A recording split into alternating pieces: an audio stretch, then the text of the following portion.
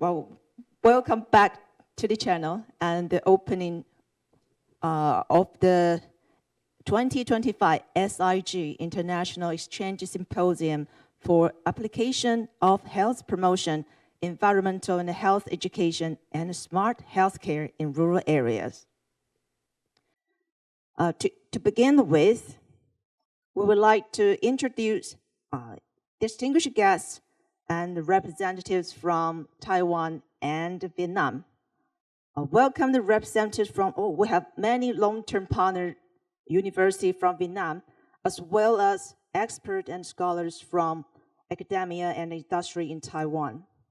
We would like to introduce guests from Vietnam. First, Da Nang University of Medical Technology and Pharmacy President Lý Thị Thuy and Dr. Cao Binh Thuy. And the second, University of Medicine and Pharmacy at Ho Chi Minh City, Director of the Grant Innovation Center and the Director of the Center for Family Physicians, Dr. Pham Minh An. Thank you. And Tai Nguyen University of Agriculture and Forestry, Dr. Nguyen Vai Huy and Vu Hong Quan. And next, our experts from National Central University, Dr. Lin Tang Huang. Not yet, he's not coming yet. And 辅英科技大学, Fu Ying University, Dean of College of Environmental and Life Sciences, Lin Qinghe. And from Donghai University, Dr. Pan Renhao. He's coming later. And Mr. Cyril Huang. He's a line director of Medical Product Division from Campbell Electronics Incorporated.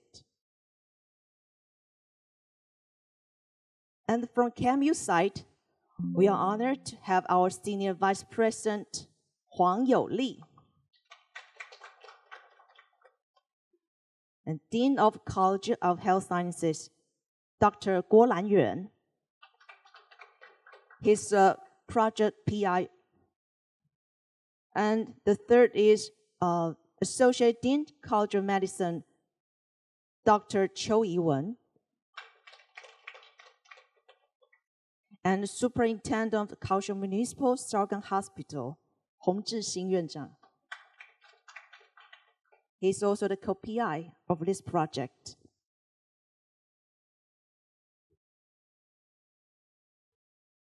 We are honored to introduce the other representatives from Honai Medical University, Dr. Lai Di Mihong.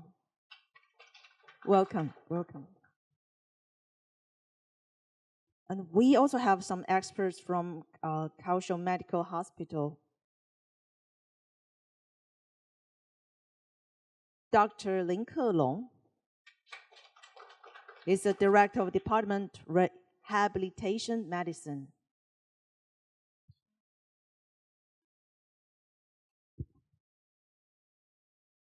Attending physician, Dr. Zheng Zhihong, and Dr. Zhuang Yijun. He's the co-PI of this project as well.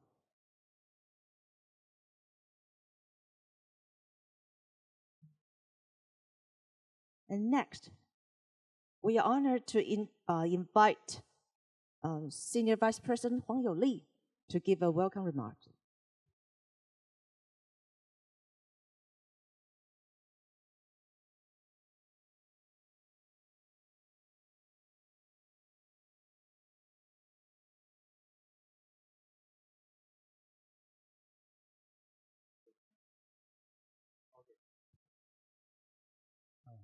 That's better. It is my great pleasure to welcome all of you to the 2025 Symposium on Air Pollution, environmental education, and smart healthcare collaboration between Taiwan and Vietnam. On behalf of Kaohsiung Medical University, I extend my sincere greetings to our partners joining us both in person and online, especially our esteemed speakers and friends from Vietnam University and our colleagues from Taiwan. Today's symposium brings together two closely connected topics: environmental health promotion in the context of air pollution, and smart healthcare innovations from non-communicable diseases and respiratory care. As reflected in our agenda, this gathering highlights not only the scientific challenges we face, but also the powerful potential of cross-border collaboration to improve public health outcomes across our regions. Air pollution remains a major problem to global health, and the experiences shared by our speakers, ranging from household waste management to GIS-based industrial dust monitoring, smoke-free school initiatives, and the impact of climate change on COPD, offer invaluable real-world insights. These perspectives enrich our understanding and help us design more effective community-based education and intervention strategies. Also, Taiwan and Vietnam share a common vision in smart healthcare to utilize IoT, AI, and digital platforms to strengthen primary care, enhance diagnostic precision, and support aging populations. Topics such as AI-assisted ultrasound and intelligent chest X-ray imaging demonstrate how technology can promote the availability and efficiency in healthcare delivery. This symposium reflects KMU's commitment to university social responsibility and our long-standing dedication to working hand in hand with international partners to address environmental challenges, health disparities, and respond to the needs of our communities. I would like to express my sincere gratitude to all speakers, moderators, and our organizing teams. Your efforts make this meaningful exchange possible. Thank you once again for being here. I wish you a productive and inspiring symposium. Thank you. Thank you, Senior Vice President. Next, we would like to welcome Associate Dean Cho Yi-wen to give a welcome remarks.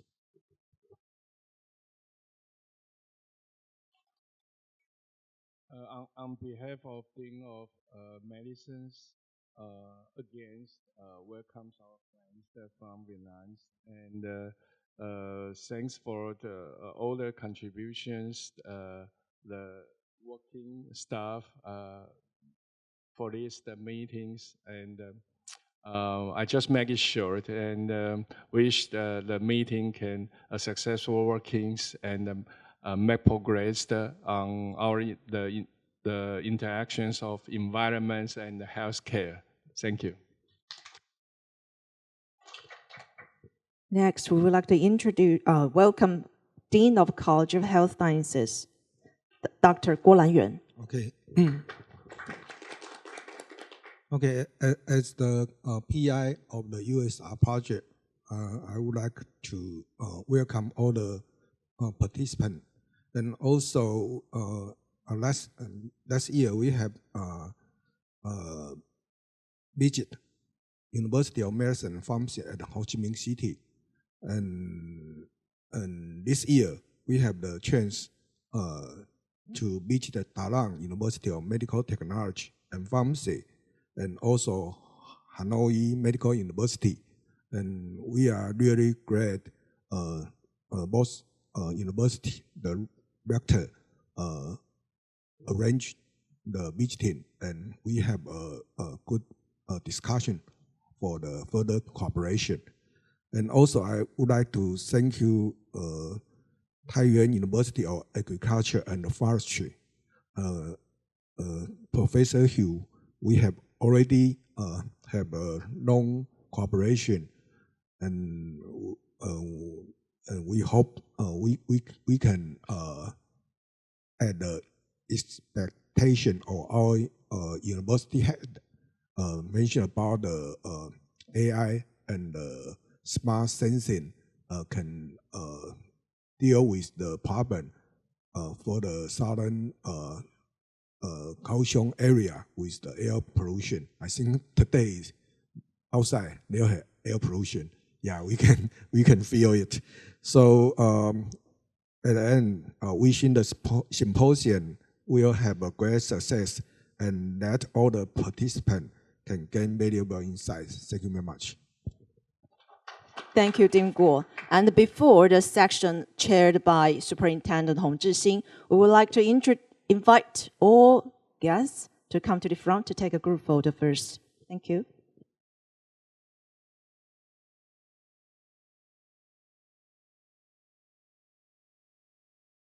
Please come to the front.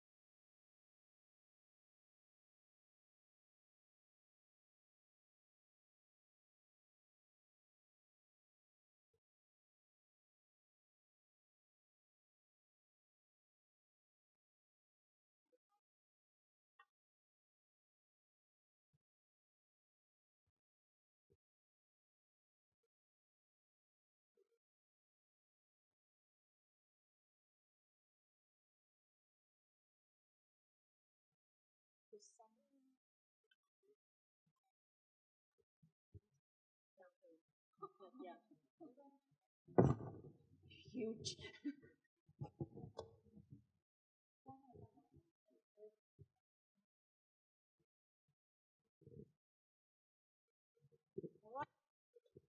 Three, two, one. Cheers. Thumb up. Another one. Another one. Thumb up. 3, 2, 1. Thumbs up. Nice. Thank you very much. The first section is coming up.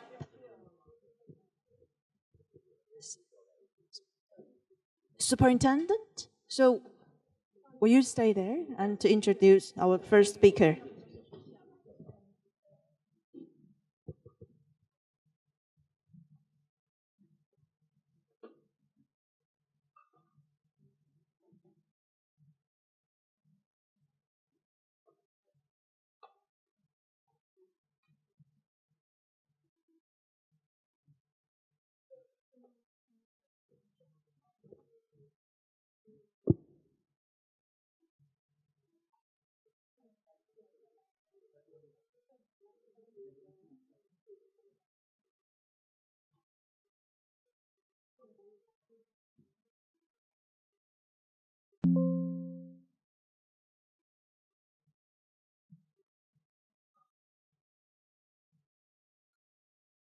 Okay.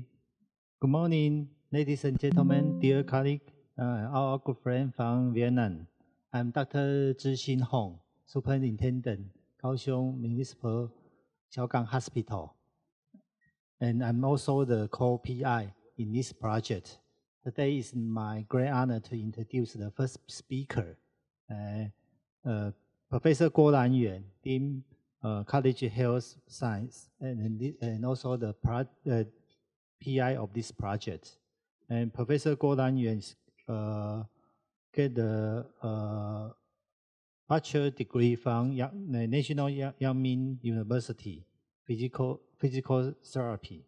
And he also get a master and a PhD degree from National Cheng Kung University and biomedical engineering. And after he get a PhD degree 20 years ago, he applied our university and became the assistant professor. And then he goes smoothly and get the professor within the very few years. And now he is the Dean of the College of Health Science. And he also get many honor and award from the world. And today the topic you would like to talk is to introduce the Kaohsiung Medical University, USR, University Social Responsibility under air pollution and environmental education, health promotion for the sustainable development projects. Let's welcome Professor Guo Lanyuan.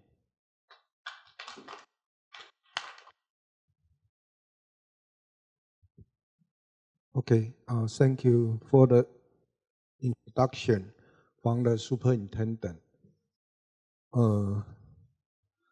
Actually, I'm 20 years, so how can I get the PhD 20 years ago? Okay, and thank you very much for the Xiaogang Hospital because it's very important for this USR project. So Hong Superintendent had also go with our team to visit Vietnam before, but this year he is too busy, so he do not go. Recording in progress. Okay.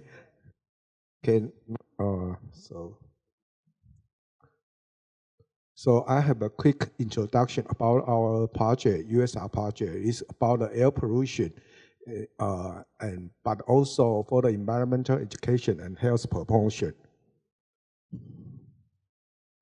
Okay, we just visit Xiaogang area yesterday. So we know nearby there has many industrial park. So Kaohsiung is a harbor city, but also is an industrial city. So there have many heavy industrial in southern Kaohsiung. And Xiaogang Hospital and the superintendent is over here. and is locus in this area. So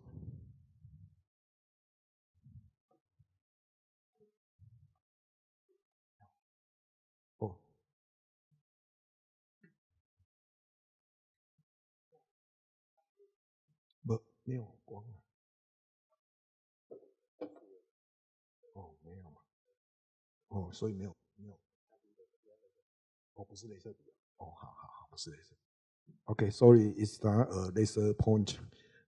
And okay, so yesterday I think many guests visit Dalimpu. So we can see there have many chimney, but also there are many culture and local a spatial theme and spatial people and spatial scene. Yeah, so it's a really good place. Okay, so for the issue analysis, we have environment pollution header. So we did a lot of the study. In Kaohsiung Medical University, we have a Precision Environmental Research Center. It's the top research center in the KMU. And the leader is Superintendent Hong also. So this top research center do a lot of environmental pollution header the research.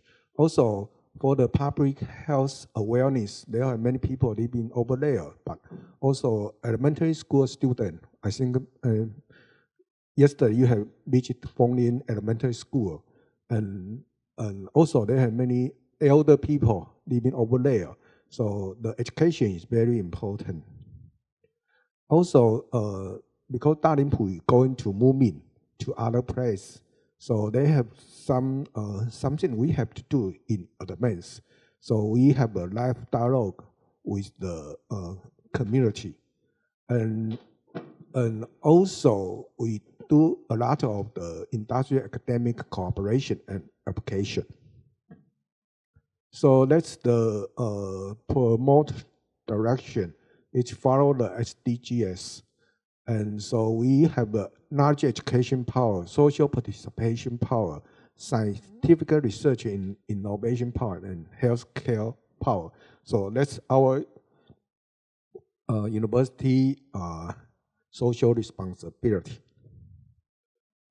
Okay, so it's what can we do? Kaohsiung Medical University in the downtown of the Kaohsiung city, Xiaogang Hospital nearby the Xiaogang area. So in the Xiaogang area, we have a pulmonary health outpatient department, and also we have some method to reduce the air pollution. Also have some informatic system to do alarm and to do the exchange platform. Also for the senior, we need to have some education also. And we have some cooperation with remote sensing technology, and this related to GIS, also satellite. So it's related to, we have some cooperation with Professor Hugh also in this part. Also the Professor Lin Tang Fang from the Central University, we have some cooperation on this part too. Okay, so we have to pool in the school, we have to pool the teacher and the student to do this project. Also, we have to push to the area in Xiaogang area, Linyuan area. Also, we like to have international interaction, so that's why we have some cooperation with the university in Midland. So we have some cooperation with Midland and America and Singapore and Thailand. Also, we have overseas internship. And talent cultivation, we have some course for the university student, like air quality and environmental education, for the personnel certification coaching. Also, we do the research in the community, like here, we using the like purifier to do some research how to reduce the air pollution indoor. And also in the university, we have some class. At the beginning, we have only some activity. Later on, we have some workshop. and we have some special course. Now we have some micro program. And our next step is we want to have some international micro program. So that's one part we hope to have the chance to cooperate with all the distinguished guests from the region. Also, we in the senior high school, we have some medical research club and high school student science practical project research. So you can see like this figure, that's the super independent home, you can see. Yeah, so he go to the elementary school, senior high school, senior high school. So he tried to teach and tell the student what we are doing and what if you in the air pollution area, what should you protect yourself, or what the research you can do if you want to go to the university to study and what you can start for that. So it's a medical research class. Also, there is some community care. So like we go to the community in the activity center, and also asthma camp. Asthma camp is from the Professor Zhuang. He already raised this camp for more than 13 years. So it's really a long effort for this part. So this asthma camp for the child, then from the activity they will do the pulmonary function examination, also use experience about the table game, and they have some activity also. And we have some air pollution exercise program for special group, like for the elders. Okay, so that's the USR combined with CSR, combined with the ESG. Then that's our the concept. Also, we have some vitality, new vitality in the community. Like yesterday, we go to the National Kaohsiung University hospitality and tourism, and we have a herbal experience and seven sense experience. So it's really revive our body and mind. So in the community, we want to do this kind of thing also. So we using the press in the Fenglin Elementary School. So we have a static exhibition area. And in the Fenglin Elementary School, we can have a cultural tour, like some guest experience yesterday. And they have some community empowerment workshop. And for the industrial academic cooperation, we cooperate with the Central University for the satellite monitoring. And also, so that's in the Central University. And from this, we imprint to the Xiaogang Hospital for the smart pulmonary health clinic. Also, they have oil film absorption bucket, and it's really affordable for the user because it do not charge a lot. And we had a lot of the table game, and like the beautiful homes, we have Chinese, Indonesia, and Thai. And for the asthma car game, we have the version for maintenance. So if any guest want to implement this kind of the table game in the health education in your country, then we can do this part, have some cooperation. Also, like Professor Zhuang mentioned yesterday, we also have a book called The Magic of Plants. Yeah, like yesterday we in the NKU hospitality and tourism mentioned about the magic or plants. So we also have this kind of the education picture book, and we have some policy suggestion to the local government, and we have some environment pollution publication, and we have some elementary school air pollution curriculum. So we cooperate with the elementary school teacher, learn how to develop a course for the elementary school student to know about how to protect themselves from the air pollution too. Oh, I think we do not have to mention this part. Okay, thank you very much. Thank you for Professor Go's excellent talk, and also thank you for your mentioning my name for more than 5 times. So any question, comment for Professor Go? Okay, please.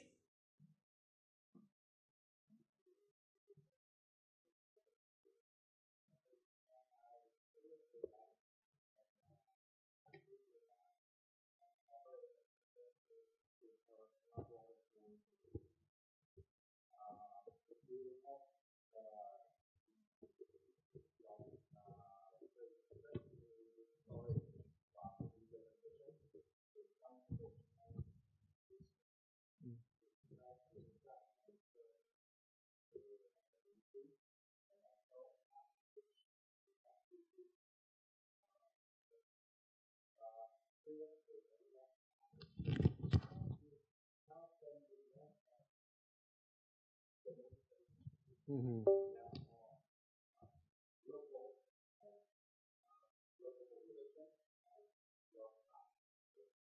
Mm-hmm. Okay, because we have a good model of superintendent home, and also I think because they have the USR project, then we have a complete change for the purpose of the why the university is important. We think about this kind of question. We cannot only teaching and research. Yeah, in the medical university also we have some service too. But before we have service for the hospital. But I think the disease is a change because many relate to the lifestyle or the environment. So we cannot only do the service in the hospital. So I think a medical university can do this kind of service. But before we have a USR part, I think Xiaogang Hospital already do a lot of this. Maybe, yeah, Professor Hong can mention a little bit about this too. So we just, I think since we have our government focus on this part, so we can do more. We have some resources to do more on this. And I think in the Ho Chi Minh Medical University, Professor do a lot of this also. He has some cooperation with the Euro. Yeah, so I think we can share and learn each other. Thank you very much. Thank you. Okay.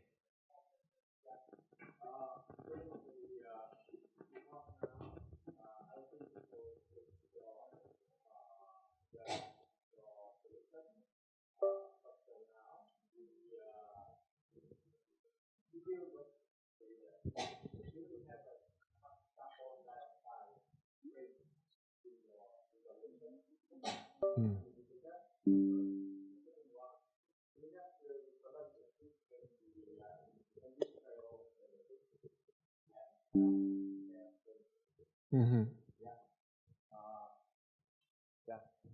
The caution and also in Ho Chi Minh City, the same. We try to develop the industrial zone, and also we need to improve the healthcare. Mm-hmm. That's the ironic situation. How you balance with the community, people community here, with government. Yeah. How could you convince them? Thank you.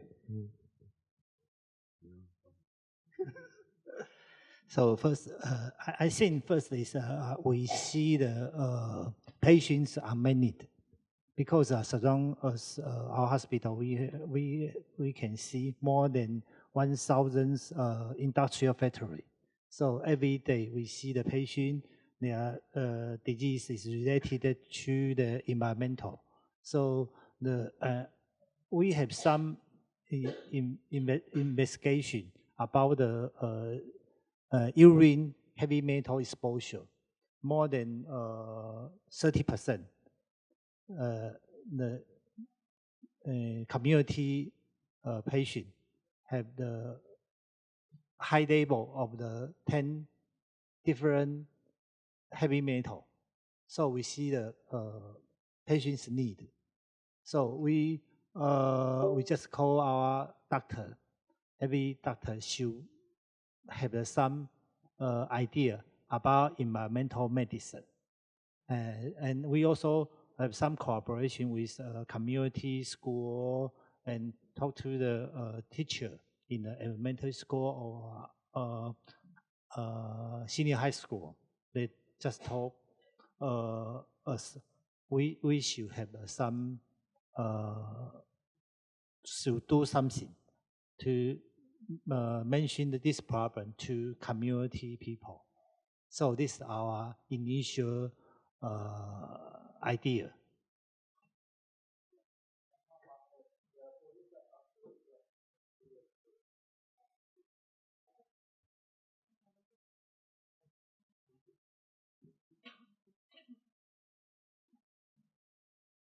Okay.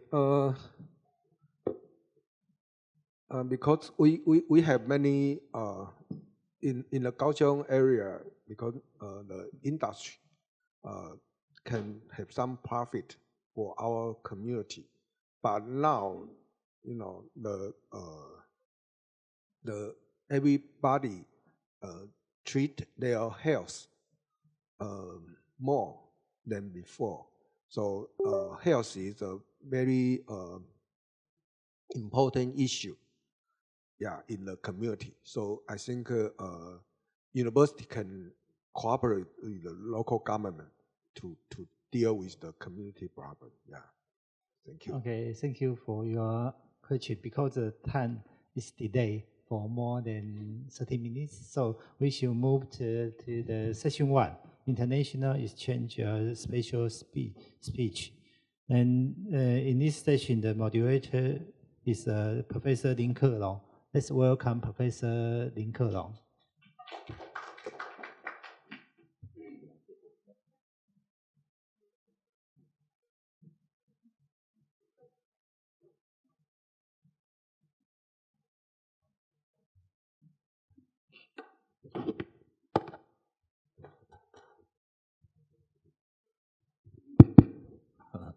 Good morning, everyone. My name is Kelong Lin, Director of the Department of Rehabilitation Medicine at Kaohsiung Medical University Hospital, and also Professor of KMU. It's my honor to serve as today's moderator. I would like to first thank to Kaohsiung Medical University and all organized team, especially my friend Zhuang Yijun 老师 for bringing us together for this international academic exchange. It's also my pleasure to introduce our speaker, Dr. Lai Xi-Min Hong. Is correct? From the Hone Medical University. Dr. Lai is a public health scholar with a PhD in medical science from Kagoshima University. Her research spans cancer epidemiology, environmental and occupational health, tobacco control, and community health promotion. And she has contributed significantly to national cancer statistics and international collaborative studies. Today, she will share important insights from Vietnam's experience in health education and environmental health promotion. Please join us in welcome Dr. Lai.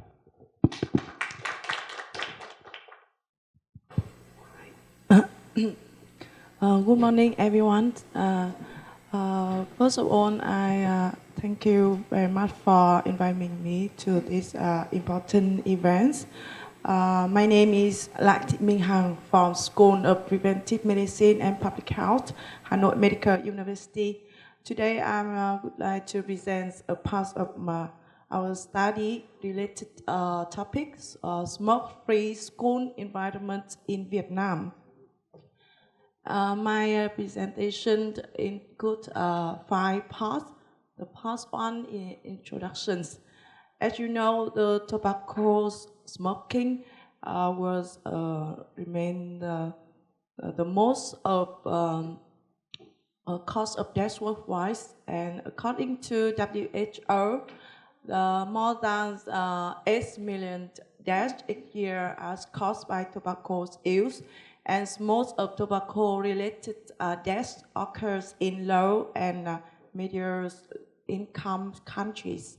Vietnam was one of 50 countries with the highest smoking prevalence among adult men, and about 75,000 deaths annually are attributed to tobacco-related disease.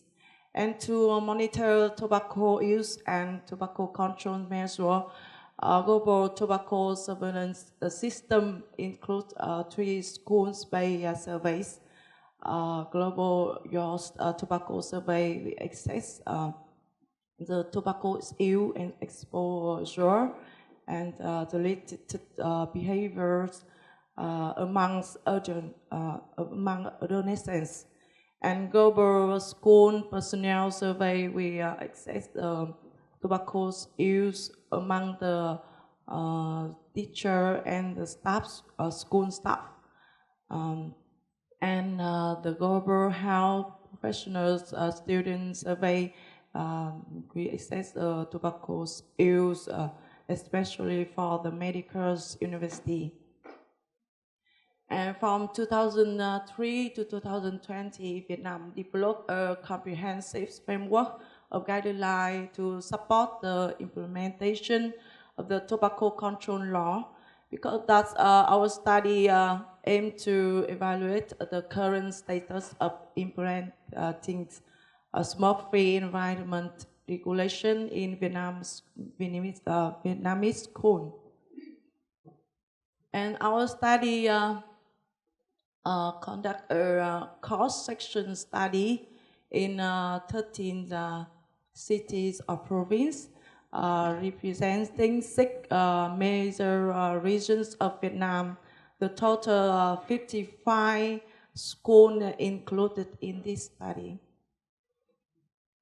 And we conduct a study in the periods of 2021 to 2022. Study subject includes more than 3,800 students in grade from 8 to 10, and more than 2,800 school staff and teachers. And 47 out of 53 schools were observed in this study. For sampling, we follow the GITS 2014 methodology and were adjusted for the class size change in 2021. The 2-stage cluster sampling designs were applied for students.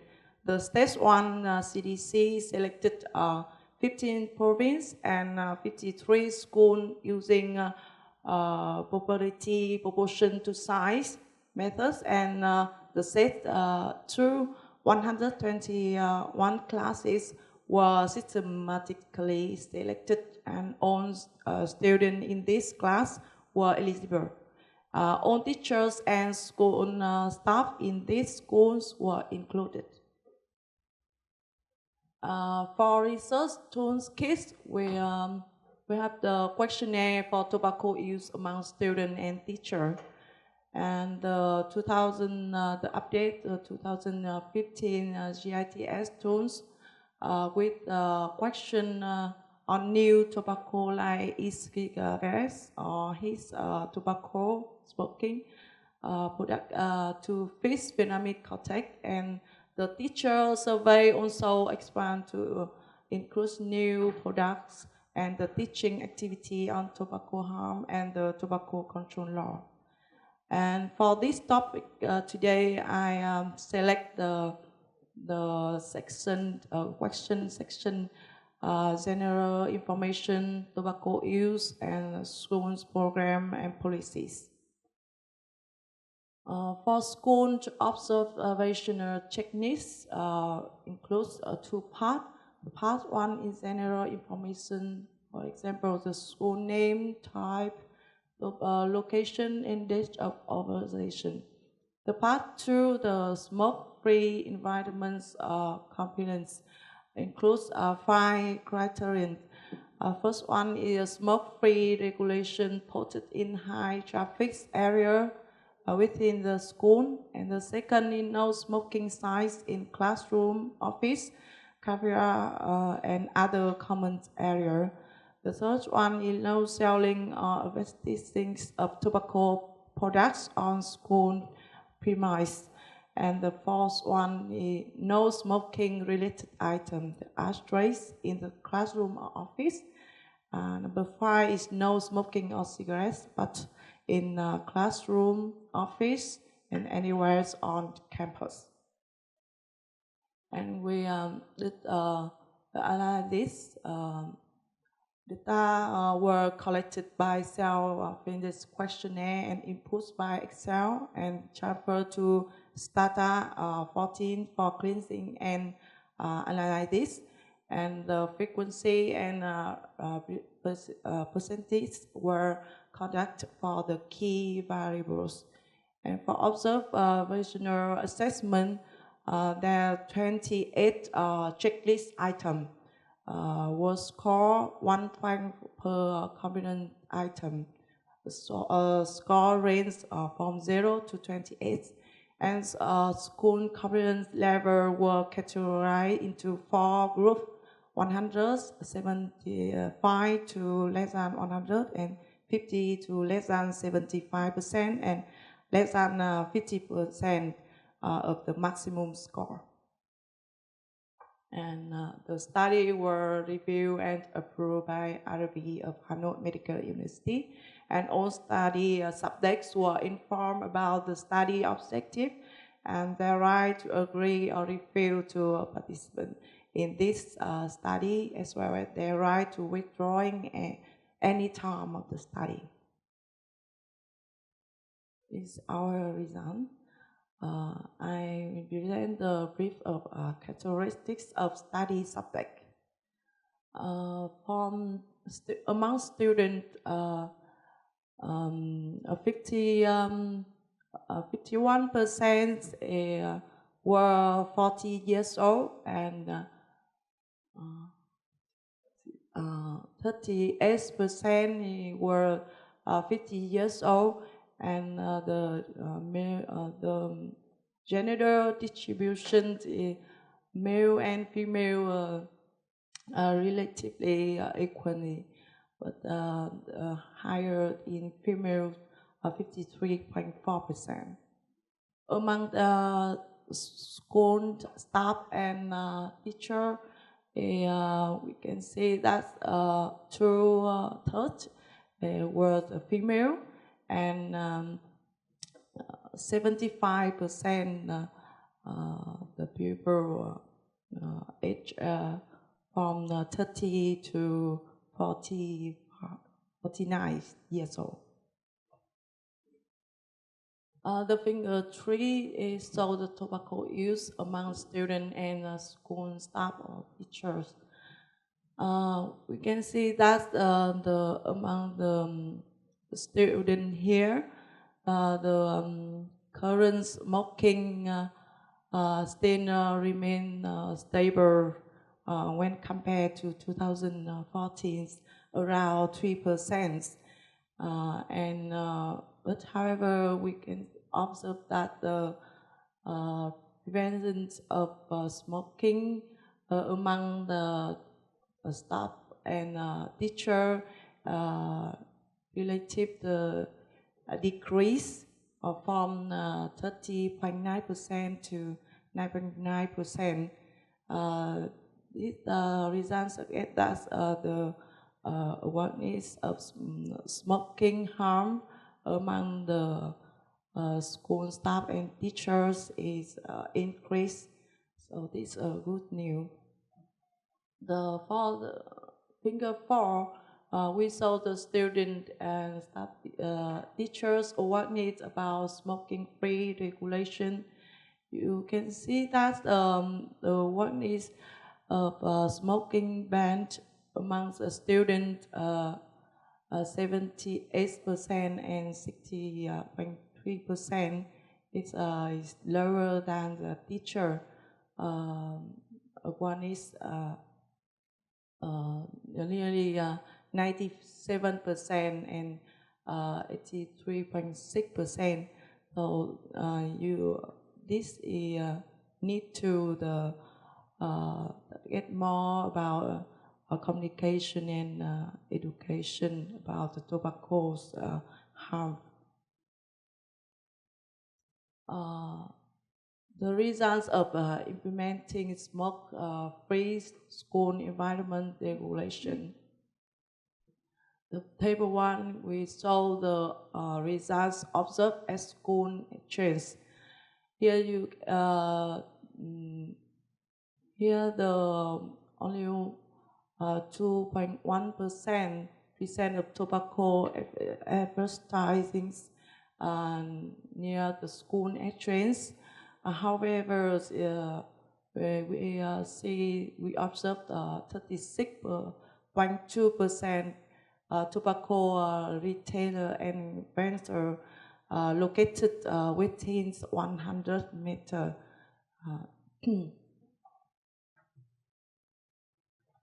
In table 2, the results we observed in the Skunja area. These areas, you see the no smoking sign only 23.4%, and so many cigarettes, butter, 55% Skunja were saw this happen. And the tobacco smoke cell also observed 90.1%. These results get difficult to control smoking in these areas. The table 3, the results observed in the corridors of classroom and personal rooms. These areas better controls, but however is having notable false gap because the results of no smoking sign still low, only 34%, and still see the 27.7% the cigarette butts in the corridors. And the results observed in the classroom areas, classroom areas were well controlled with almost no signs of smoking observed. However, the loss of no smoking sign or the educational material or tobacco controls, so we limit the efforts in the tobacco control law. In the figure 5, we saw that smoke-free environment regulations are not yet effectively implemented across school setting, because 80.8% the school score 50 to less than 75%. In conclusions, overall enforcement the implementation of smoke-free environment regulation in schools is largely at a moderate level because a measure of school, 80.8% achieves a compliance score between 50 to 75%. And about tobacco availability and marketing, the direct tobacco marketing and advertising within school premise whereas observed only 2.1% of school. However, external availability remains a significant challenge, with 36.2% school having tobacco retail located within 100 of school gate. And component disparity, there is a clear contrast in component between indoor and outdoor areas. In classroom, smoking free with 0 cigarette butts allowed, and common areas enforcement is weak in shared space. Cigarette butts were frequently observed in school jar, 55.3%, and corridor 27.7%. And the continued presence of ashtrays in corridors 8.5%, and the low visibility of no smoking signs 34% in corridor and 23.4% in school yards undermine the effectiveness of the smoke-free policies. Based on our result to improve the implementation of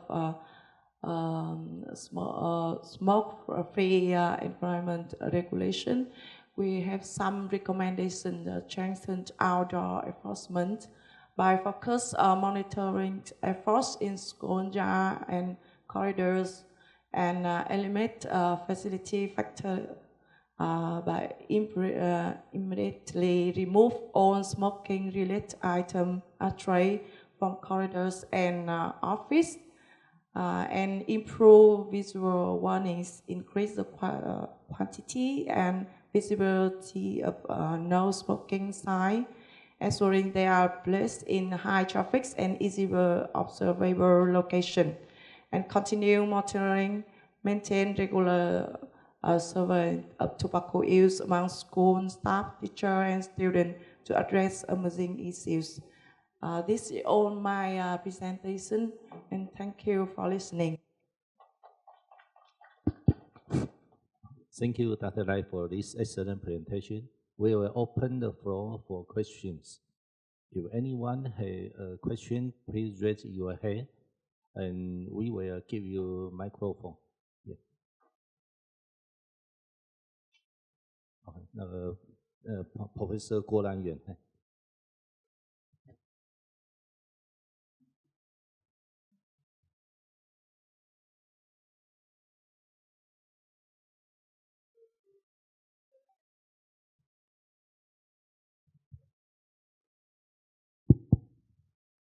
Thank you, Professor Lai, for your excellent speech. I just wondering if there are any, in your study, you focus on the high school or university? High school, okay. So it seems the student has more awareness than the staff or the teacher, right? The awareness. Awareness of tobacco Yeah. control. Is lower than the teacher awareness. Yeah. So I don't know the reason for this. Also, in Taiwan, we are really afraid of the next generation. That means the high school student or the university student will use the electrical cigarette. Yeah, electrical cigarette because it's but if they use the electrical cigarette, we cannot find any ashtrays. So do you have any suggestion for the preventing for the using the electric cigarette. Thank you very much. Actually, this our study is conducted among the student in the secondary school under the high school. E-cigarette, you mean e-cigarette is not your ashtray, right? But this is the study in 2020. So this the e-cigarettes is not famous at that time. So for ashtray, I think this is for the traditional tobacco.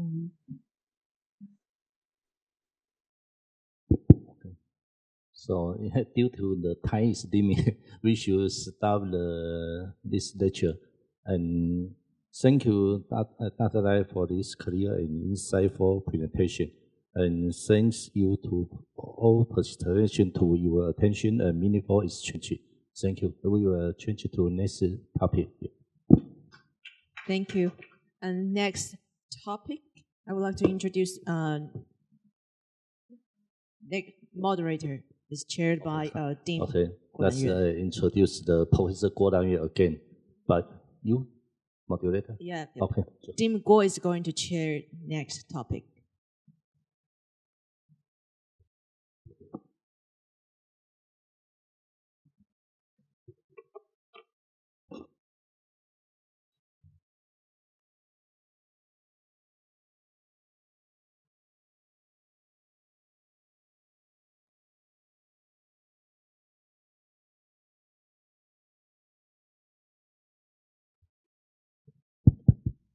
Okay, it's my great honor to introduce the next speaker, Ryan Hugh. Yeah,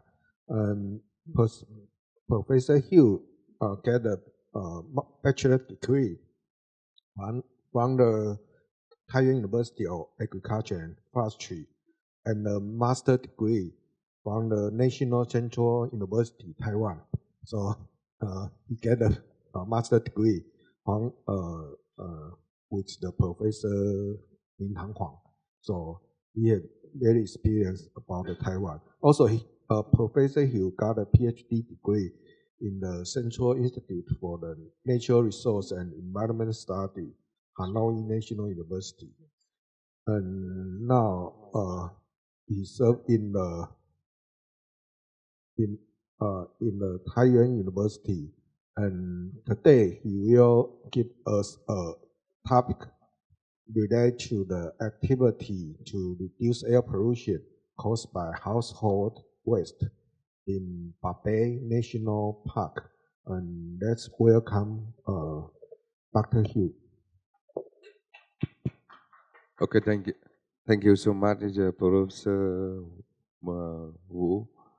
So it's good morning, everyone. Pachahao. I'm very happy to be here today. It's the third time, and I think yes, this project is very interesting. When I have an opportunity to work with professor of KMU.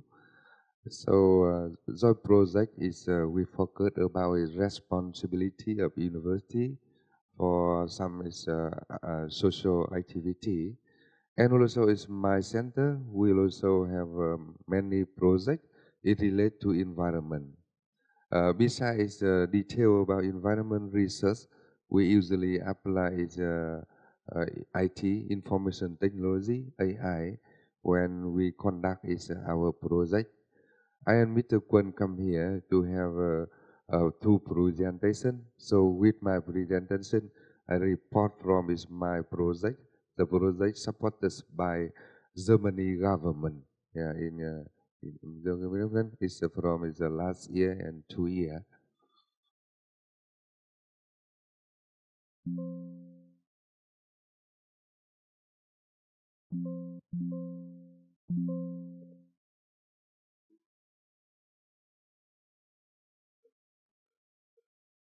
Okay, So the time is not too long, so to have a talk detail about it relate to my presentation. So I very shortly present about the first is general overview of household waste, and the second is enhance the capability for managing, collecting,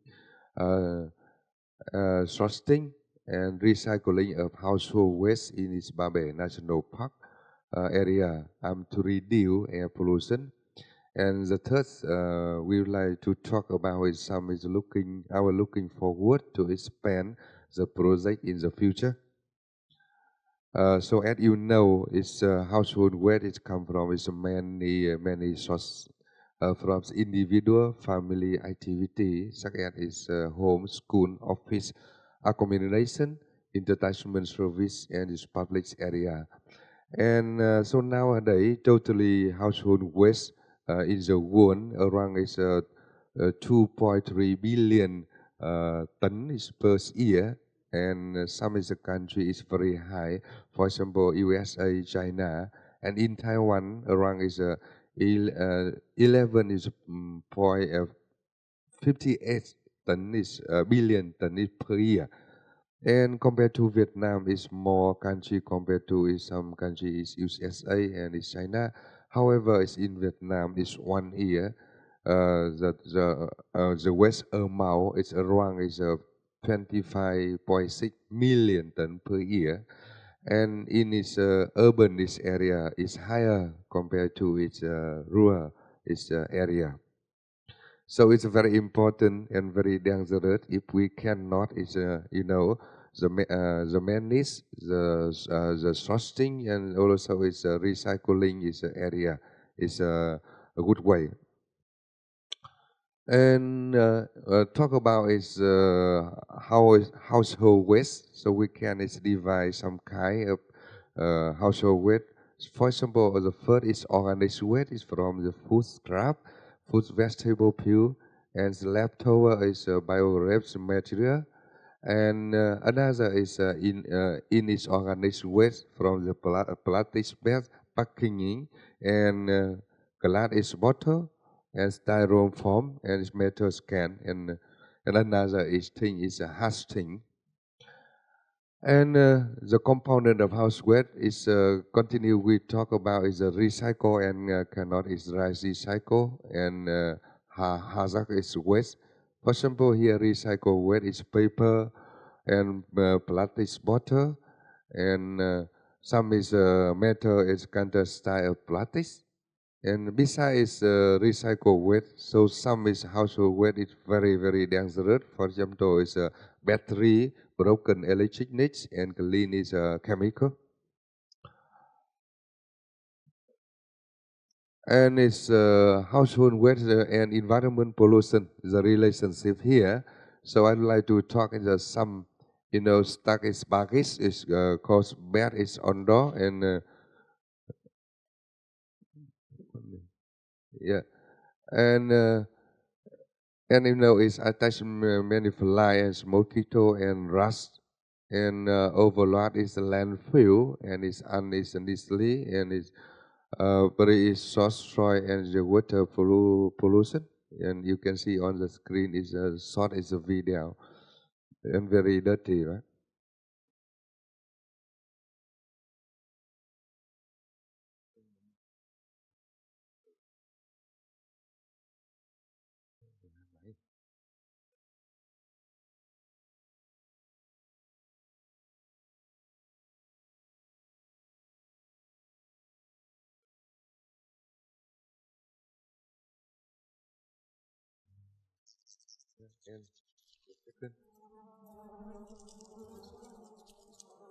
Okay, yeah.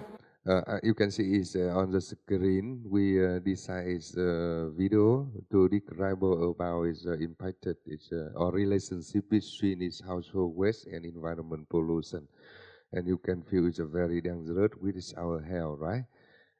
For example, is a second is decomposing is organic waste, great toxic gas. Is the mention and greenhouse gas 25 times more protein than is carbon dioxide.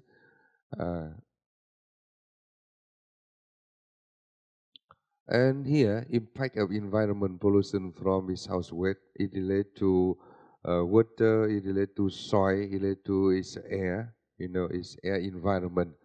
And of course, if we cannot manage the household waste well, so it's other way to reach to our environment. Yeah, the first you can see is some is soil or it flow into the river and the lake, and of course it's a pollute, it's a water resource. And also it's toxic smoke is from its uncontrolled burning of the waste in this garbage and create dioxin, and it's foreign is extremely toxic substance that is called the cancer, and it affects the immune system. And also the plastics and its nylon is as difficult to decompose, and take hundreds of years to decompose completely. It's a very long time in when it's kept in its land. It's a counting land and water and ocean interruption is ecosystem.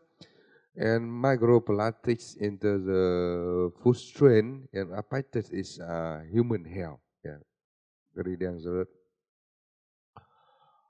And for the impact of environmental pollution is household, the first is for environment. It impacts direct to is the soil, water, and pollution in reduce biodiversity and contributing is to climate change. And for human health, it's called as respiratory and diabetes and dermatologic disease, and increase the risk of the food poisoning is due to bacteria from its baggage. And for the social and economic, is spend a lot of money every year in every country, also in every location.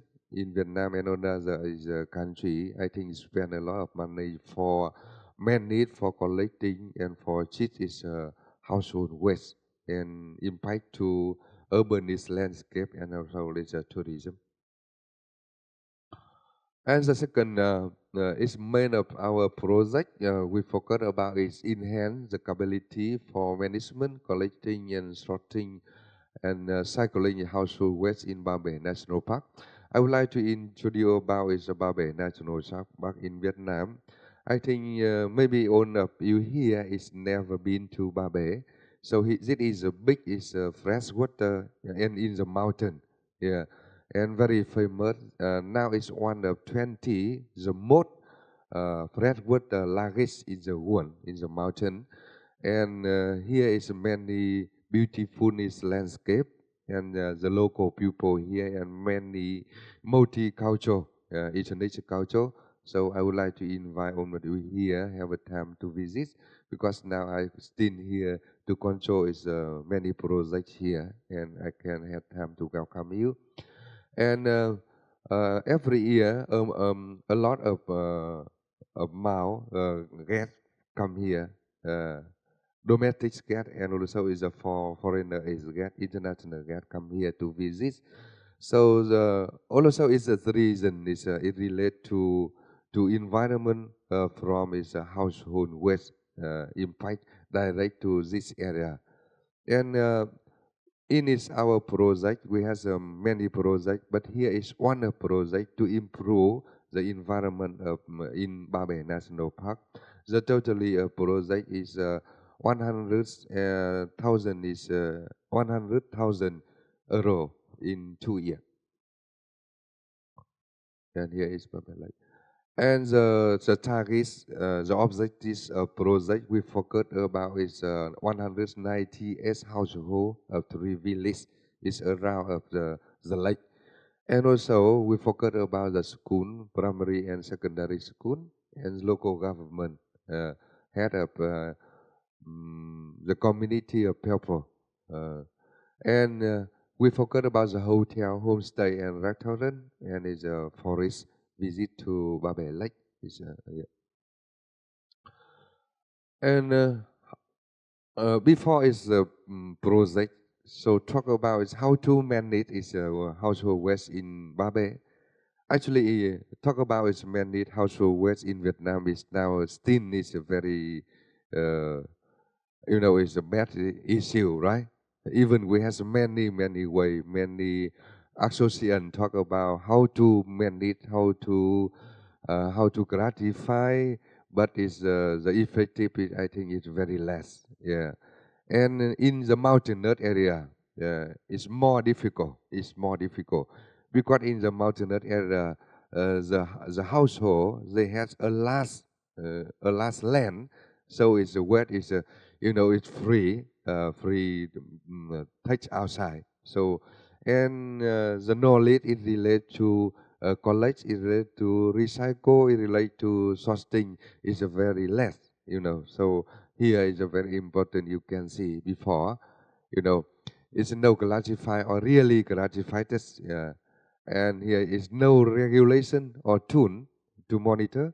The household collecting is activity. Yeah, before is a project. Yeah. And project we set up is 5 activity. The first activity we have a summit training course for the local people here. The training course focused about collecting, classify, and recycle is household waste. Yeah. After is a class, so is at least one is household, have one is pupil, one is person. Already attend is a class, and they understand, they have a knowledge it related to waste management, and they know about how to collect is household waste, yeah, and how to is classify household waste, and he know how to is reuse in a household waste, especially it's here the local people here use some is a kind of organic waste to reuse for making fertilizer. Yeah, making fertilizer and for plant. And also is we have some is activity, some content it relate to environmental is what which is some is side here. It's like this. Okay. Yeah. So it's the local people here. They reuse, recycle or not. Maybe it's reuse. Some is organic waste to make with some is enzyme to become is a fertilizer for plant. And the second is activity. We provide. We set up is one is the environment day. The environment day, and we have more than 200 local people. Together to collecting data around of the village, and also it's collecting is the waste on the lake. Yeah, and so I think after this event, so it's many people under the meaning of this activity, the meaning of the environment day, and I hope it's local people, local government continue keep this activity. I think is not only is environment day, it may be monthly or maybe college equally, and every year continue have a big pupil amount to take this activity. And the third activity, we provide, some equipment for local people. For example, is a garbage trolley and rice bin, and here is some here is enzyme, for local people can is make a fertilizer enzyme here, and is rice bin, and so. Before is some very late is the local people have a rice bin.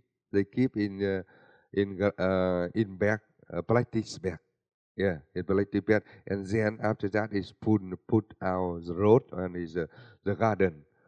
So we provide here. Each family we have two rice bin, so totally 198 household. And around is 400 is the rice bin. And one village we provide is 8 choicely, 8 garbage choicely to collect data to combine. Is one is a location, one is point. Yeah. And the IT force, so we develop is a regulation, very, very important. If we teach, if we provide is equipment, but no, is a regulation is a very important to keep, to maintain is sustainable about activity collecting its data.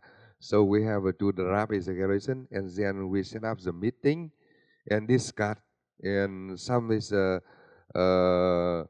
idea from is a local people about is how to have a good regulation, and the farmer can is follow, can is attend, it can is implement to the regulation to keep the household waste is suitable. And here you can see on the screen here, yeah, have a meeting and have a two side, yeah. And the last is activity. We design, one software to report the waste amount. The waste amount is per day, and also is the system in here is can record percentage of organic and inorganic, and also the tool to report illegal is waste littering. Yeah, this is a system. Okay. Yeah, the system here you can see. Yeah, on the screen here also have some is knowledge.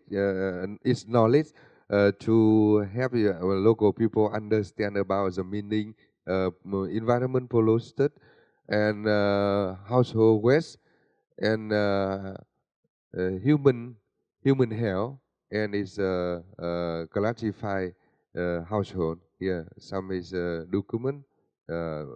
Some is video for the local people understand. And here you can see the total is household per day.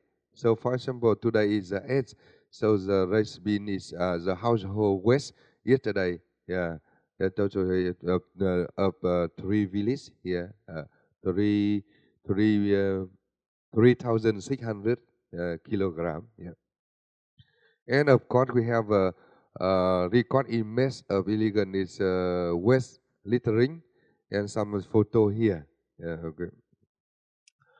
And so is the local people. Everybody can describe report about some illegal out of is take household is take waste out of and illegal. And also the local people can is update amount of waste every day. Yeah. And as mean, we can see its own household, own its family already report the waste every day. Yeah. And the last is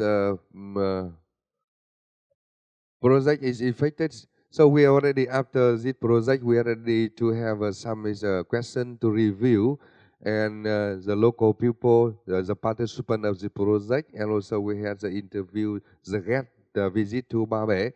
So it's almost it's very very good project, and environment already improved. Yeah. And in the future, we want to have expand to project to another location, and the cooperate with is a research organization to develop smart technology for waste collecting, sorting, and recycling.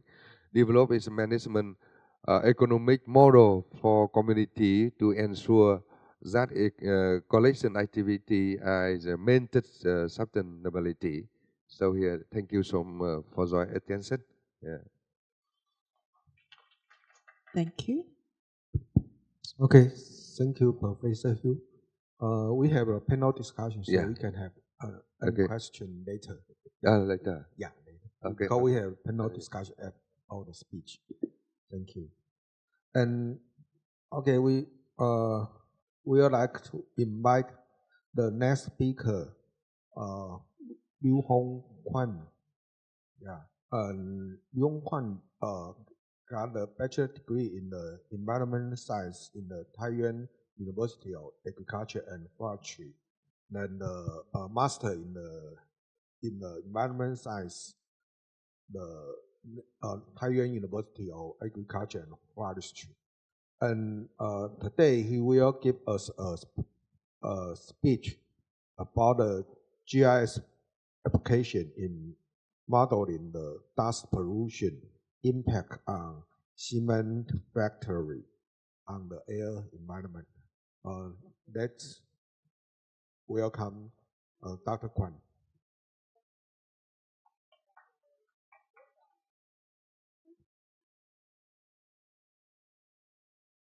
Yeah, thank you, Professor. Good morning, everyone.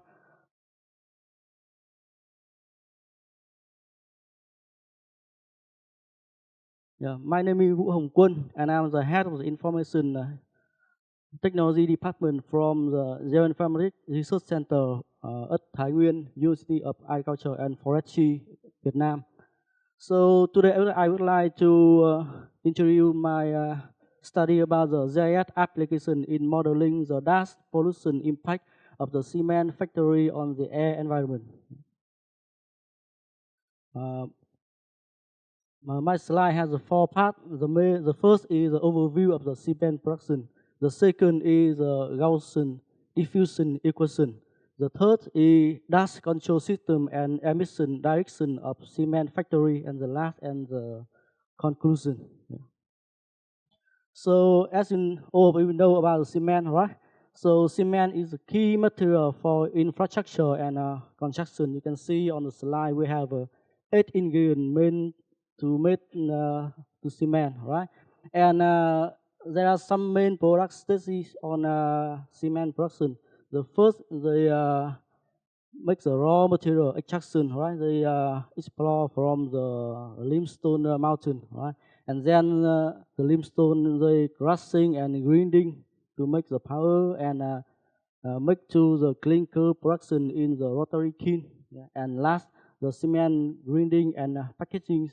So all the state here you see it make a lot of dust and another pollution, right? So you can see cement factory are the major source of air pollution emission. Like it can release a lot of pollution like carbon dioxide, sulfur dioxide, or something else, and especially the dust, the particulate matter like PM2.5 or PM10. Right?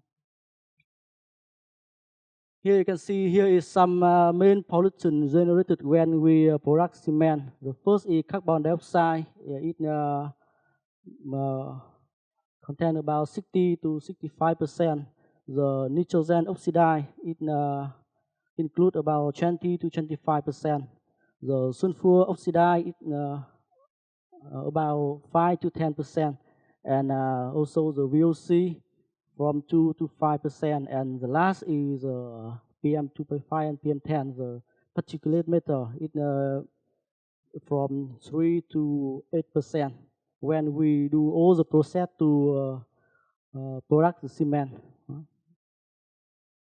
So here is some impact on the air environment quality. The first, you can see all the residents near the factory. So normally it is covered by dust. You can see it really does PM2.5, PM10, and so it reduces the air quality, also causing smoke. The sulfur dioxide, so it can combine with the water, it evaporates to make rain acid. And the nitrogen oxide, so it will combine with the ozone formation and respiratory issue. You can see. And also it will make the greenhouse gas emission. So cement industry responsible for 7 to 8% of global carbon dioxide emission. And the emission is from the process of calcination when we make the limestone to release the lime and the carbon dioxide.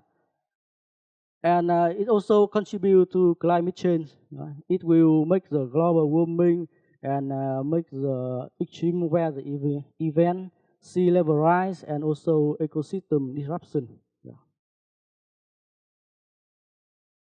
About the impact on human health, we can see first is dust pollution. So it will the fire. It will make some respiratory problem like asthma or the bronchitis. The chemical exposure. So the worker, when they work in the cement factory, so they can face risk on the limb, the silicates, and other chemical. The noise pollution. So it also exposed to lead the hearing loss, right? Can make the hearing decrease. And also the heat hazard. So the keen worker, they can experience with the heat release some illness. You can see a lot of harmful effect when people or when worker working on the cement factory. So in the second part, we're using the Gaussian fusion equation to make the model to simulate the pollutant dispersion in the air. And this model can predict the dust concentration and at the different location, also with some conditioner. And this model will suitable for the continuous emission source and also with some area like flat and open terrain. And also this Gaussian model also it also highly compatible with the GIS spatial analysis. So you can see on this image, right? Here is a equation of the Gaussian diffusion equation. So we have a C is a pollutant concentration when it released from the chimney of the factory, right? With the Q is the emission rate calculated by gram per second. The U is the wind speed meter per second, and also you can see we can calculate by horizontal and vertical dispersion coefficient. And with the H is the effective stack height of the chimney, and the delta H is the plummerized when the smoke is released from the chimney. You can see. So to applying the Gaussian model in GIS, so we need some input data. You can see the first is a emission source location where the cement factory is put. We need the location, and the second is some weather conditioner like wind speed and the direction. So we can see the direction where the smoke, where the dust is released by hour or by day. You can see. And the last is the terrain and land use. So we can see which or where it will affect to the resident area or affect to agricultural land. Where? And after using the model in GIS, so we can see the output. Here is a raster image when we calculate the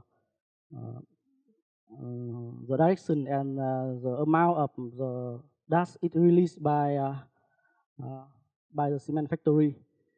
We can calculate the concentration distribution map and the impact radius zoning. Also, you can see we separate by 6 value from very low to hazardous by the level or by the amount of the dust it released to the chimney. Yeah, separate by very low, low, average, high, very high, and hazardous. You can see by the color, and we can see visualize on the map. Right. And next we will make the dust control system to visualize the result. So we have 5 objectives of this system. The first is monitoring the real-time dust concentration. So the dust will monitor by time, maybe hour or for some hour or by day. Yeah. And we predict the dust dispersion using the GIS and model. The third is supporting the early warning and decision making. When the people they see the map, they select the rain of the day, the rain of the hour, so they can see the the effect or the direction of the dust, yeah, and improve the environmental maximum efficiency and protect the human health and environment. So here is the architecture of the system. We have a 3 layers. The first is input layer, the second is processing layer, and the last is output layer. In input layer, we are making the sensor to collect the data, collect the dust, the amount of dust, 2.5 and PM10, and also we calculate the release amount of the dust and other pollutant when they release to the chimney. Also, we need the data of meteorology data, the wind speed, the wind direction, and other. In processing layer, so we're using the Gaussian diffusion model to calculate, and using the GIS spatial analysis engine to make the map. You can see using some also using some spatial image, and also using the model. And last, we show the web GIS dashboard to show the result, and also show the map, and also make the report if we want. You can see here is the main map on the web. So with this map, we can display the first multi-layer base, like some basic map like terrain or street view or satellite, and also combined with a lot of layers. The first is AQI monitoring station. We have the monitoring station around the map, around the province, to monitoring some air quality index. And the second layer is a factory. You can see we have totally 5 factories. 5 factory on the map. It is a cement factory. And the third layer is the wind direction with the arrow. You can see, so we can see the direction of the wind when it changes. And the next is AQI overlay. So from all the AQI monitoring stations, we can calculate the AQI map for all the province. Also another layer like pollution, population, or the boundary of district, boundary of the commune. You can see, and this system can show the result by day and by hour. We make 3 hours each time for now. So 9 hours, 12, 15 something. So we can see the map change. You can see later. So to conclusion, this GIS-based system has some main results. The first, it visualizes the real-time cement and dust air quality data on digital map. The second, it simulates the dust dispersion using the Gaussian diffusion model. The third, it identifies the pollution impact zone and affected erosion area. And last, it supports the environmental monitoring, early warning, and decision making for the government. So for future application orientation, so this model of GIS platform can be extended to another major industrial source, such as the thermal power plants, or iron and steel factory, or mining and heavy industry zone. So it contributes to the development and of an integrated industrial air pollution monitoring system at a regional and national level. So you can try this system by scanning this QR code, and I will show you some minutes about this system, and with the link the aqicement.jrc.edu.vn.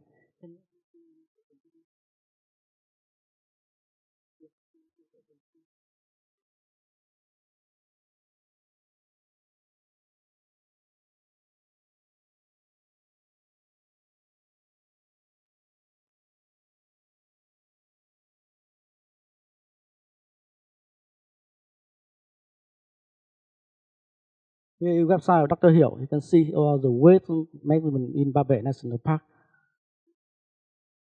Tác hại tiềm ẩn của rác thải sinh hoạt. Bạn đã biết gì chưa? 1. Tắc nghẽn cống. Những hành động ném rác bừa bãi, xem miệng cống như thùng rác mini, không chỉ mất vệ sinh mà còn trực tiếp gây tắc cống. Theo dân trí, trong các trận mưa lớn vừa qua, rác nổi lềnh bềnh khắp đường, khiến công nhân môi trường phải đứng trực ở hố ga để vét rác cho nước kịp thoát. Nhiều tuyến phố Hà Nội chìm trong biển nước, rác trôi khắp nơi, hệ thống cống, hố ga bị nghẽn nhẽm. Đây chính là minh chứng sống động, một túi ni lông hay vỏ chai ném xuống cống hôm nay có thể là nguyên nhân khiến phố nhà bạn bị ngập mai sau. 2. Ô nhiễm nguồn nước. Rác sinh hoạt tưởng chỉ làm bẩn đường phố, nhưng thực ra nó còn chảy thẳng xuống sông hồ, nơi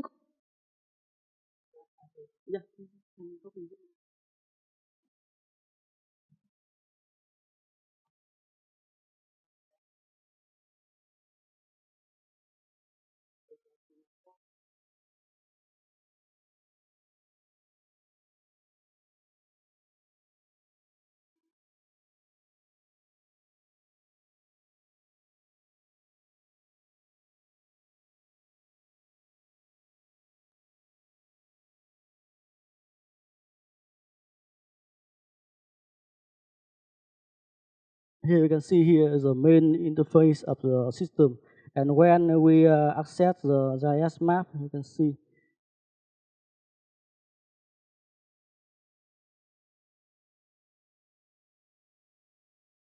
see here is overall map of Thái Nguyên city with the overlay is the AQI layer. So from the AQI monitoring point, so we can do the interpolation to make the AQI result. And here is the direction of the wind. So if you change to another time, you can see here is the direction of the dust when it released by the chimney. And if we change to another time, so maybe when the wind direction is changed, so the area of the dust also change. So we can see the effect area, what? Something like this. And also we have information about all the coordinate, all the cement factory. When we click, so we can see the information of cement factory. From example here, Kwangsern cement factory.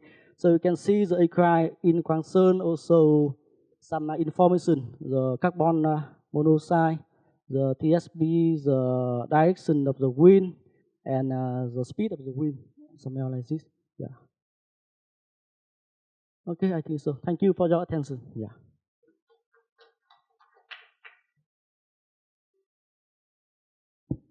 Okay, thank you, Dr. Kwon. We will have a panel discussion later. So thank you. And we can move to the next topic. And the moderator will be Dr. Lee Sai-Sha. He's also the president of Da Nang University. Welcome the moderator, Dr. Lee Di-Dui, Da Nang University of Medical Technology and Pharmacy.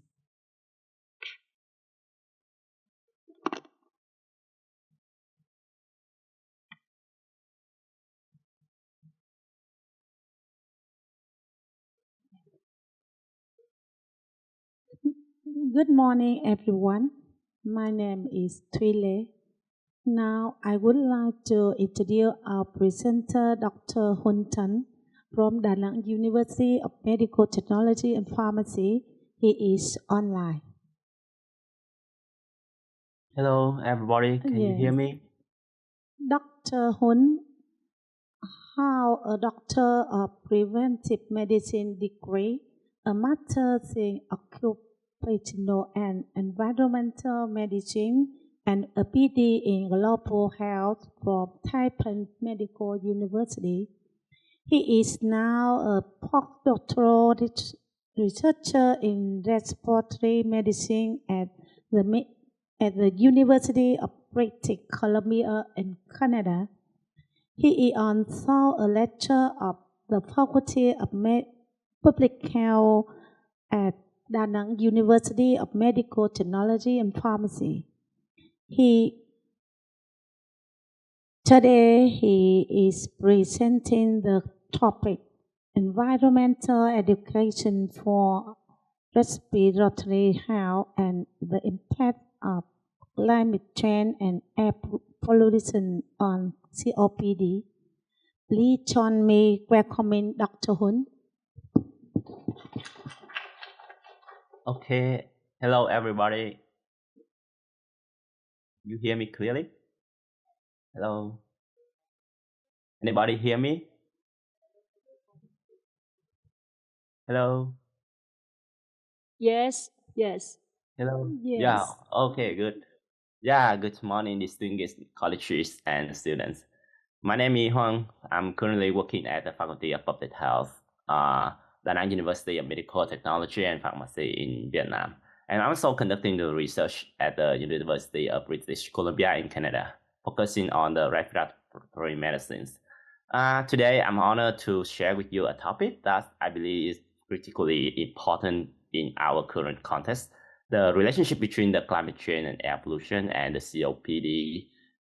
So this presentation is built on the series of my study, and this is the series of study conducted. Most of them are in Taiwan, and I hope it will provide valuable insights for your understanding and future work in this field. Okay, next. Let us begin with an introduction to understand why this has become such an urgent public health concern. Next. COPD is not simplified an ordinary respiratory condition. It represents a genuine global health crisis. According to data from 2019, COPD stands at the third leading cause of the deaths worldwide, claiming approximately 3.2 to 3.3 million lives every year. To put this perspective, that is equivalent to the entire population of a majority city is appearing annually. So what makes this event more alarming is that this substantial disease burden is being dangerously amplified by two interconnected environmental challenges. On one side, we have an environmental disease burden, which includes air pollution from industrial sources, transportation, and other human activities. And on the other side, we have global climate change with increasingly frequent extreme weather events. The two forces do not operate independently. Rather, they interact and amplify each other and creating a vicious cycle that progressively damages respiratory health. And understanding this interconnection is fundamental to develop effective intervention. Next. And this brings me to a key point I want to emphasize. The powerful environmental forces do not act in the isolation. And the critical mechanism here is one, medication and amplification. As you can see in the diagram, climate variability, including factors such as temperature, humidity, and weather patterns, do not always directly harm to the lungs. Instead, in many cases, it spurs its harmful effect through amplifying air pollution. And in the other words, changing atmospheric conditions can make the same amount of pollutants more dangerous, or can increase the concentration of pollutants in the air we breathe. The intricate relationship between the atmospheric condition and airborne pollutant means that climate variability can directly worsen the COPD severity by increasing both concentration and toxicity of pollutants. And understanding this mediating relationship is essential for designing effective public health intervention. And that is precisely the objective of today's presentation, to synthesize the current scientific evidence on the mechanism, impact, and population-specific vulnerabilities associated with the combined environmental threat. Next. Now let us examine in the detail the key environmental factors that drive COPD exacerbation and progression. Next. Scientific evidence has established clear link between the specific measurable environmental factor and COPD outcomes. The driver can be broadly categorized into two groups. The first group consists of primarily air pollutant, which directly assaults the respiratory system. We have a particular matter, both PM2.5 and PM10, which are tiny particles that penetrate deep into the lungs, causing inflammation and oxidative stress. Then there are nitrogen dioxide and sulfur dioxide gases that irritate the airways, trigger bronchoconstriction, and stimulate the mucus hypersecretion. Finally, the ground level ozone causes tissue damage, reduces the lung function, and increases the airway hyperresponsiveness. And the second group comprise critical climate factors, which cause both direct physiological stress and modify the behavior of pollutants. The temperature extremes, including both heat waves and cold spells, play directly cardiovascular and respiratory stress on the body while also affecting pollutant dispersion. And humidity variation also play an important role, as high humidity promotes pathogen growth while low humidity dry the airways. Additionally, atmospheric station and inversion can trap pollutant near ground level, leading to high exposure episodes. When the two groups of factors combine, they lead to COPD exacerbation and disease progression. Next.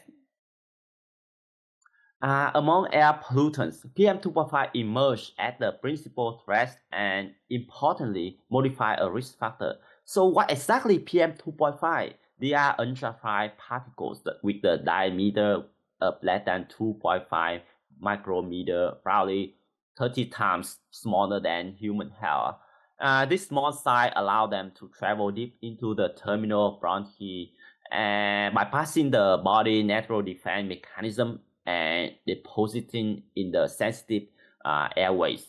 The danger lies not only in their size but also their complex chemical composition. PM2.5 particles contain water-soluble ions such as the sulfate and nitrate, carbon-based compounds, including the element compounds such as the polycyclic aromatic hydrocarbon in high-risk environments. They also contain the toxic metals like chromium, iron, and nickel. So to illustrate the severity of this issue, I would like to share findings from our study on the welding workers in the shipyard, especially in Taipei.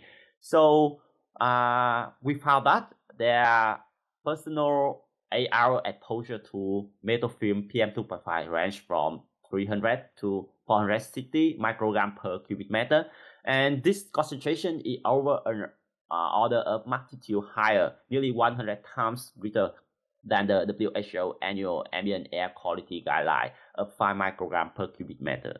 So this places the worker at exceptional high risk for exacerbate the lung damage. Go back. Please go back.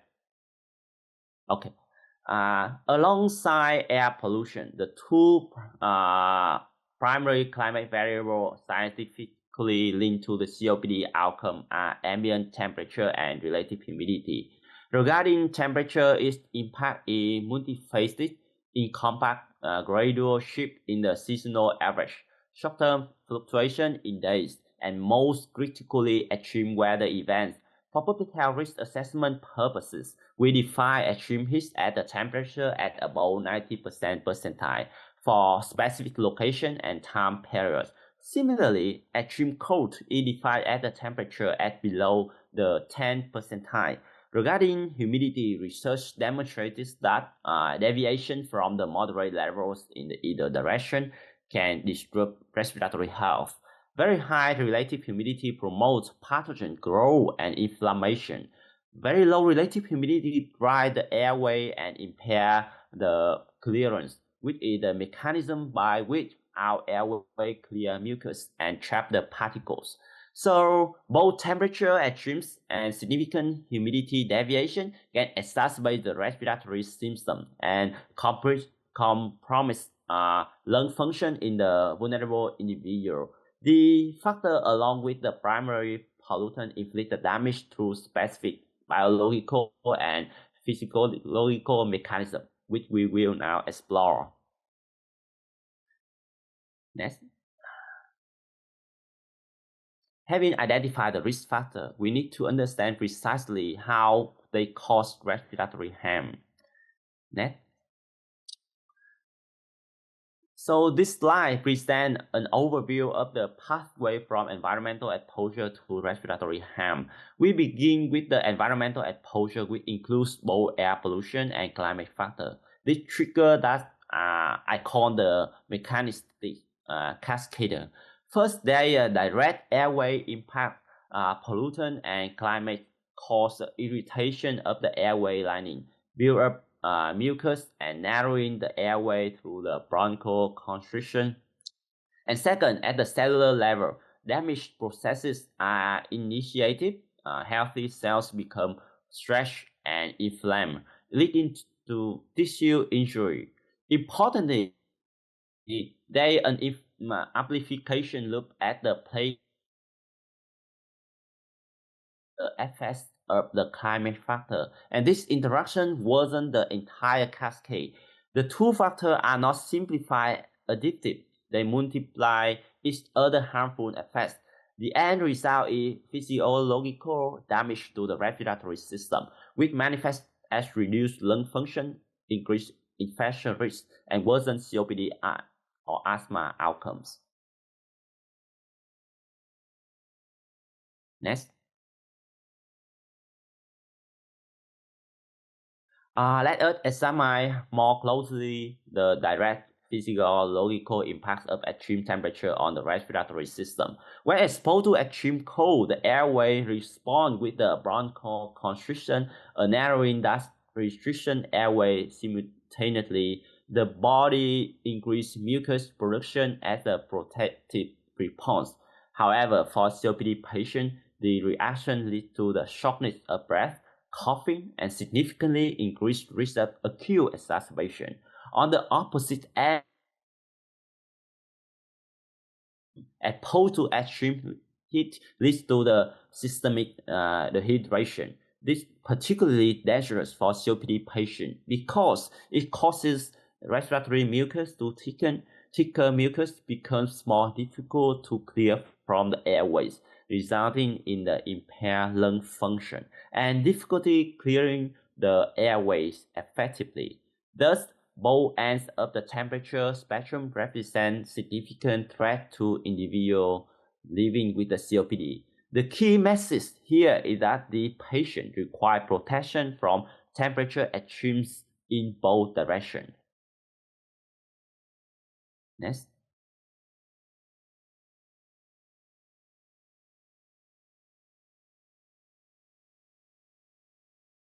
At the cellular level, PM2.5 triggers three primary biological pathways that's called harm. The first pathway is inflammation. When PM2.5 particles enter the lungs, the body activates an inflammatory response as a defense mechanism. However, with the chronic exposure, this inflammatory response becomes persistent and ultimately destroys the lung tissue rather than protecting it. The second pathway is oxidative stress. This refers to an imbalance between the free radicals and the body antioxidant capacity, leading to the cellular damage and liquid peroxidation. The third pathway is impaired immune system function, which reduce the lung ability to fight infection and increase the susceptibility to respiratory infection. And to demonstrate the mechanism in practice, our study on shipyard worker identified two important biomarkers. We found elevated urinary level of the alpha-1 antitrypsin, a key protease inhibitor whose present in urine signal of the systemic inflammatory response to lung injury. Concurrently, we found increased level of A-isoprotein, which is considered the gold standard marker of the lipid peroxidation and provide measurable evidence of the significant cellular damage from the oxidative stress. And this biomarker finding confirm that theoretical pathways are indeed operating in real world at post population. Next.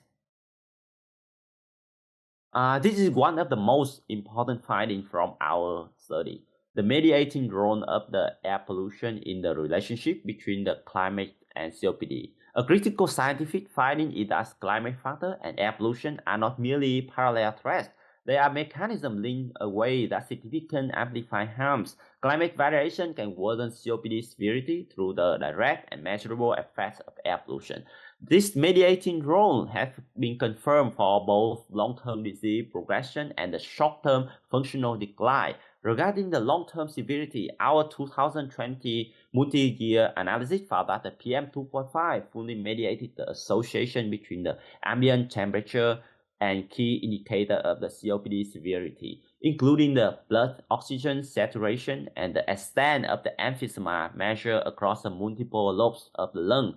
Regarding the short-term lung, our 2023 study demonstrated that PM2.5 also fully mediated the relationship between the mean temperature and the lung function, a critical measure of the airway obstruction during the cold season. These findings demonstrate that many of the adverse respiratory effects attributed to the climate are actually delivered via the pathway of the air pollution. This had important practical implications. It suggests that air quality regulation is not just an environmental issue, but direct and potent intervention for improving COPD outcomes. Next. And the next session will quantify the specific health burden that the environmental factor impose. Next. The impacts of this environmental stressor is not theoretical. It can be quantified through the epidemiological analysis. We assess the impact across multiple dimensions. For measurable health impact, we examine morbidity events including hospitalization and acute exacerbation as well as mortality rates. For physiological lung health measure, we use a spirometry parameter, FEV1 or FEV1 or FVC or FEV1 divided by FVC. They are core measurement of the airflow limitation. For clinical symptom score, we use patient report outcome tool such as the COPD assessment test, modified medical research cultural dyspnea scale. This evidence underscore the severe, the measurable tone that climate and pollution take on individuals with COPD, providing a clear rationale for urgent public health action. Next. Results from our systemic reviews and meta-analysis of global data reveal a concerning picture regarding mortality risk.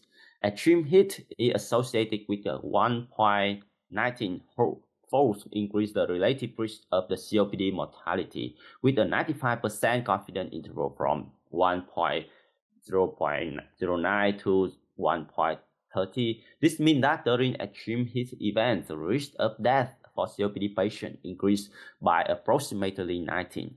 Extreme cold is associated with an even higher relative risk of 1.23 with a 95% CI of 1.10 to 1.38.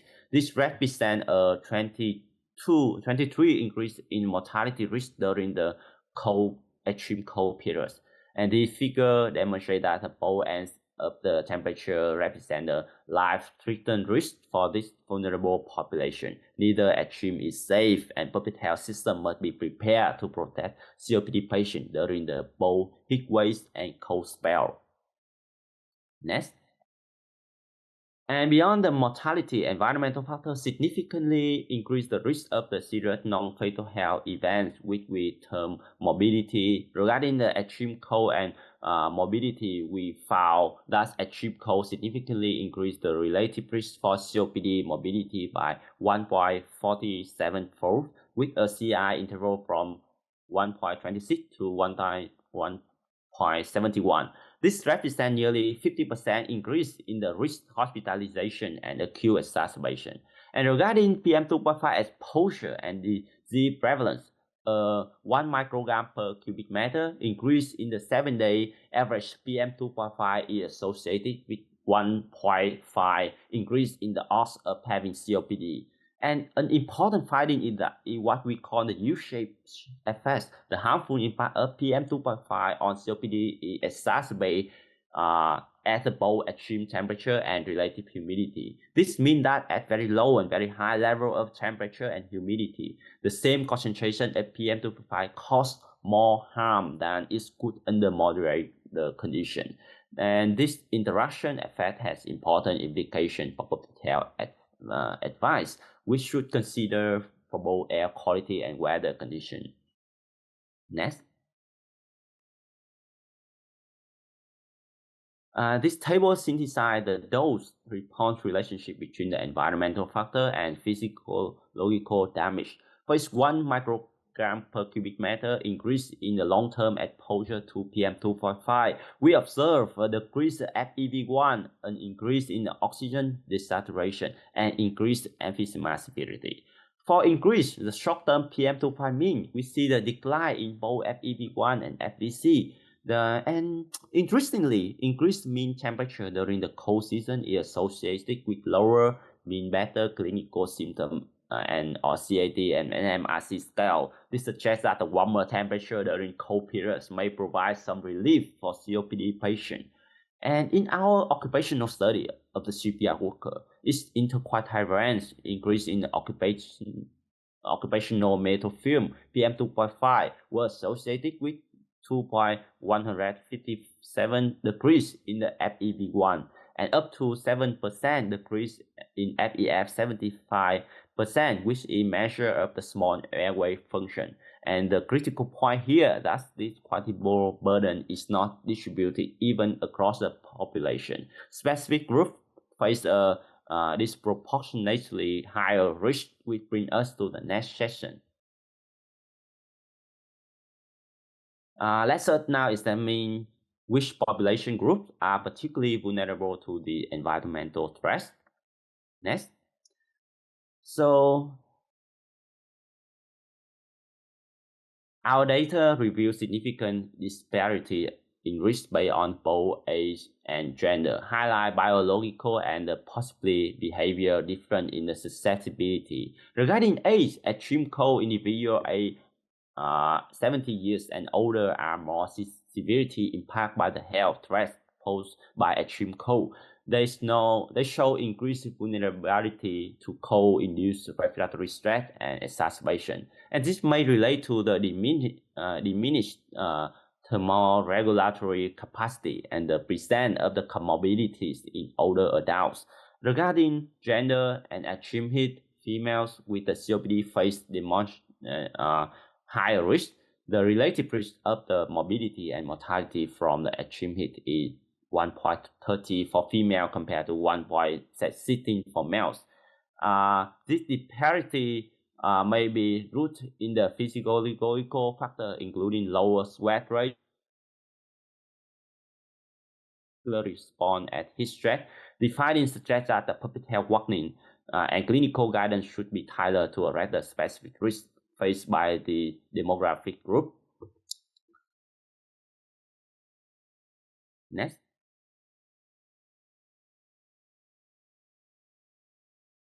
Vulnerable to temperature extreme also vary significantly by geographic region. Asian population were found to be sensitive to the health impact both extreme heat and cold. In contrast, the Europe population were predominantly susceptible to risk associated with extreme cold. This regional variation underscores the need for localized climate adaptation plans rather than one-size-fits-all approach. Next. So regarding the shipyard worker, so in progression such as the welding and exposed to metal film as concentration. Regarding the health impact, the chronic high level exposure creates an environmental of accelerated lung function. So it's highlight the urgent need for stringent occupational safety standard, appropriate personal protective equipment, and regular health monitoring. Next. So we have shown this from mechanism to impact vulnerable population. Now it's time to draw the calculation and discuss the implication for the action. Next, the evidence presented in the report leads to the conclusion. Climate change and air pollution are deeply intertwined forces that significantly increase the morbidity, mortality, and physiological damage in patients with COPD. The impacts are not speculative. They are quantifiable. Each increment population exposure each degrees of extreme temperature adds to the measurable burden of suffering loss of life. Crucially, this disproportionately affect the most vulnerable among us, elderly, people in the Asia, worker in the high exposure, this may be higher risk. And the clear mediation role of PM 2.5 demonstrated that aggressive air quality regulation. Next. So this slide lists the key references used today's presentation, and most of them are from my study in Taiwan, published in the International Scientific Journal. I would like to thank all of you for your attention. If you are interested in any of this study, I would be happy to share more detail or provide copies of the paper. And I'm now pleased to take your question. Thank you very much. Thank you, Dr. Hun, for your insightful presentation. Are there any questions? Because we are moving to the panel discussion. So okay. we're inviting all of you. Yes. So okay. Thank you. Please stay online, and we are inviting the moderator. Okay. Dean of College of Health Sciences, Guo Lanyuan.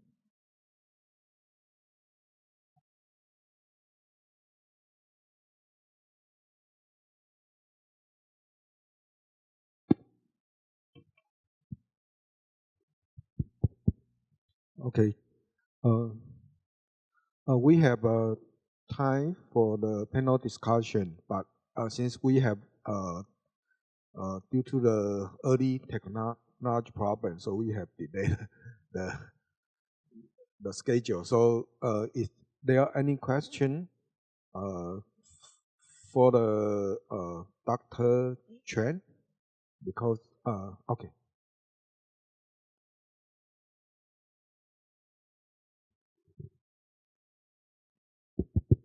Dr. Chen, I Yeah. have two questions for you. One Okay. is what is the ideal environment? What is the ideal environmental temperature and relative humidity for COPD? And the Yeah. second one is what is the definition of extreme cold and heat? Yeah, it's a good question. Yeah, thank you so much for giving me the question. For the ideal temperature and humidity. So because my study has been conducted in Taiwan, so for recommendation, it's just only for the people living in Taiwan. But for the other people, maybe they live in Europe, even in the America, the ideal of the temperature is totally different. So because in Taiwan, when I conduct the study, the ideal of the temperature and humidity, they show the U shape. This means the extreme hot and extreme cold and extreme hot both directly damage to the lung health. For example, if you live in the cold air can increase the PM 2.5 indirectly, but directly it's damage to the respiratory health also.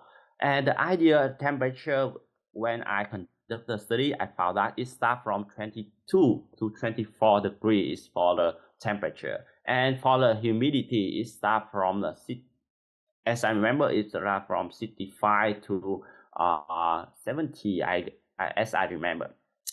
And for the second question, so you mentioned because it is the meta-analysis, And because in each study, they define the extreme hot and extreme cold in the different way. And as I know, they they define the extreme hot when the temperature in the annual year is higher than the 90% of the percentile for when they build the temperature every day. If the day they have a temperature exceed the 90 percentile, it can define as the extreme hot, and below 10 percentile, it can define as the extreme cold. But in different regions, they have a different definition. But I try to combine them to see the relative risk. Yeah, thank you so much. Thank you. As I know, you have been studying in Taiwan, right?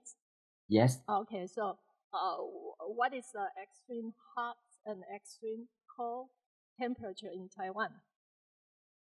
Yeah, it's a very good question, because the extreme hot and extreme cold in Taiwan, so it has definition is different. It's also we use the 95% higher and lower 5 percentiles, but it's different from the year. It's not every year is the same. For example, we calculate the temperature fluctuation every day, and we view which is high, exceeded the annual 90 percentile. We define is the 95 percentile. We define is the extreme heat, and below the 5%, we define is the extreme cold.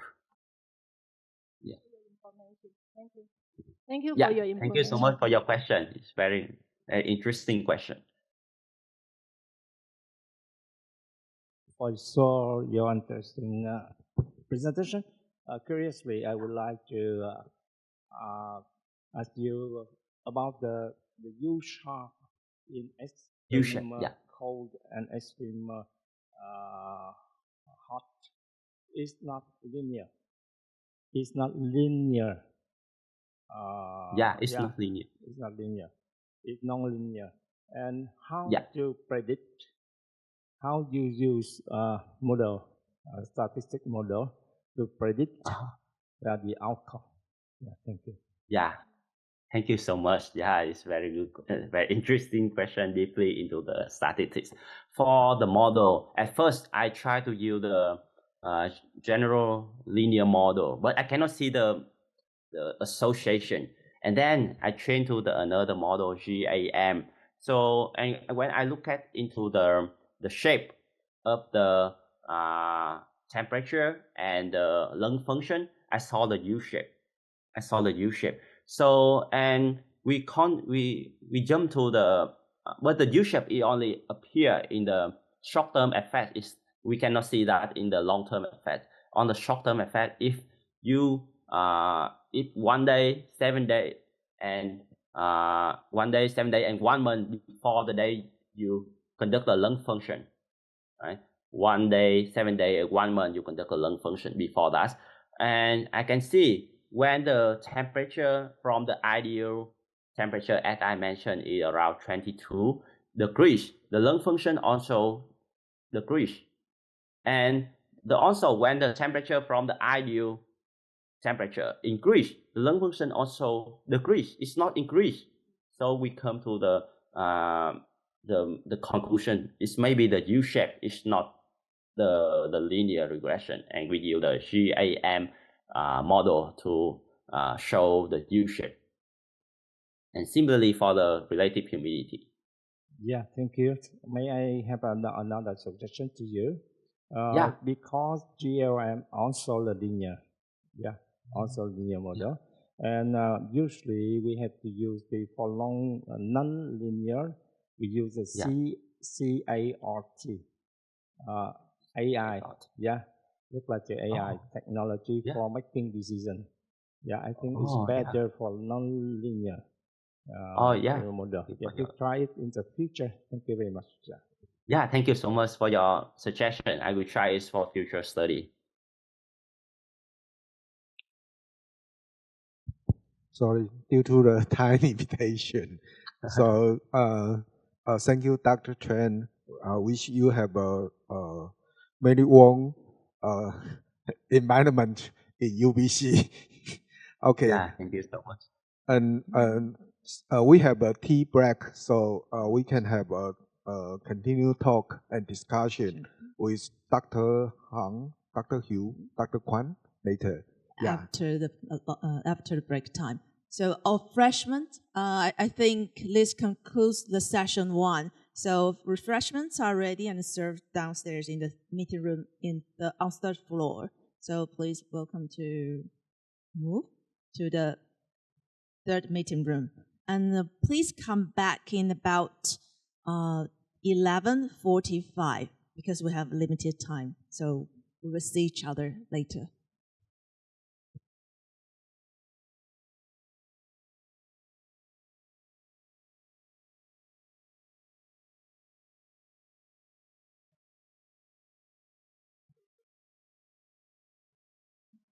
Good afternoon, ladies and gentlemen. Welcome to session 2. And everyone can feel we have a tight schedule today. So now we're starting session 2. Like morning session, we have 4 topics in this session. After 4 topics, we have a panel discussion later. First, we would like to invite the first moderator, Dr. Cao B. Tui, from Da Nang University of Medical Technology and Pharmacy, please.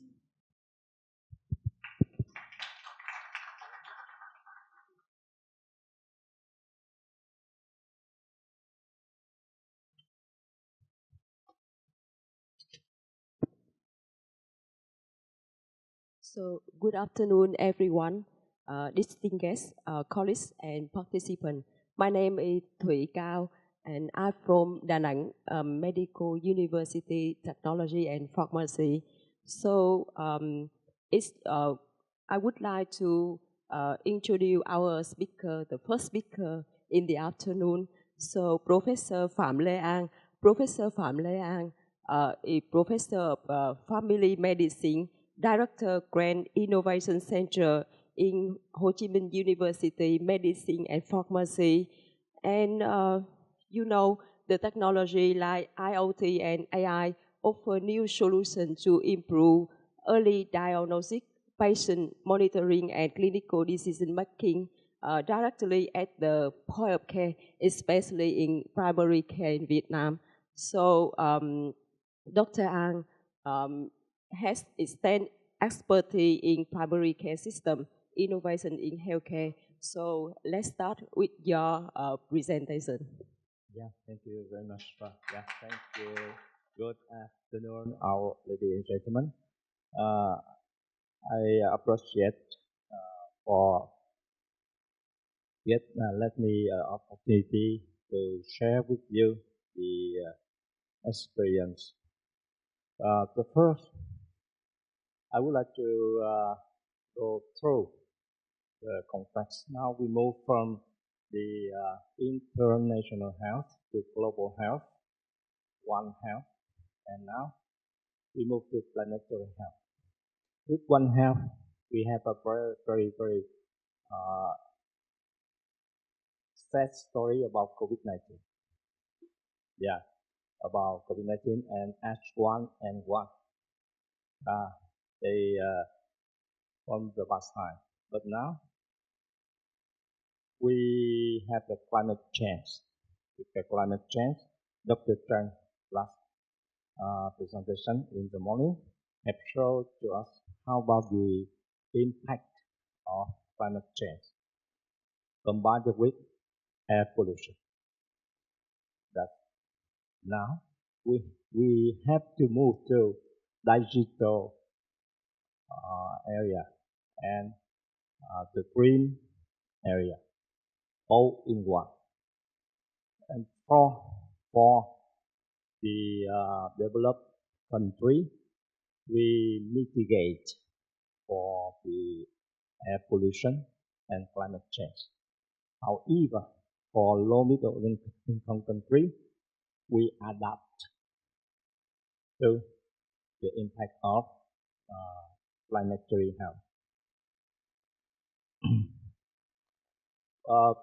In the 10 years, I'm very honored to have a summer project For example, for Horizon 2020, with the Fresh Air Project, for the NAFOSTEC and NHMRC Australia project, for the first one, we focus in the indoor air pollution.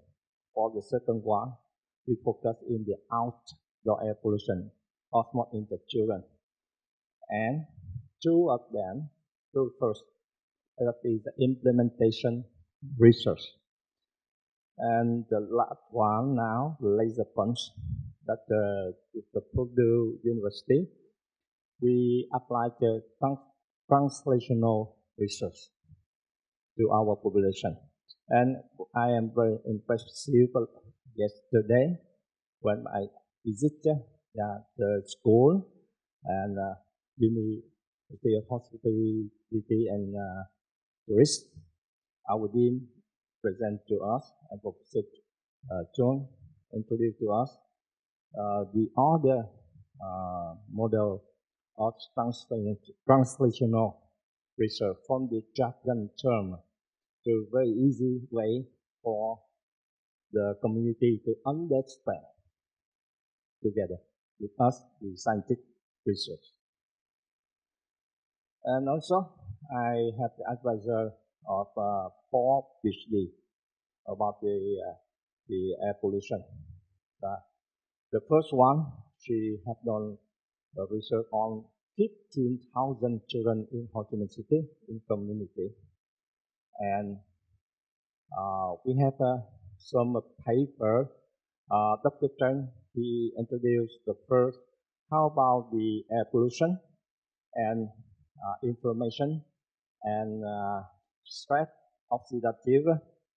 Our research, we confirm our children, when they inhale the air pollution, PM 2.5, the black carbon in sputum, that confirm that is the true.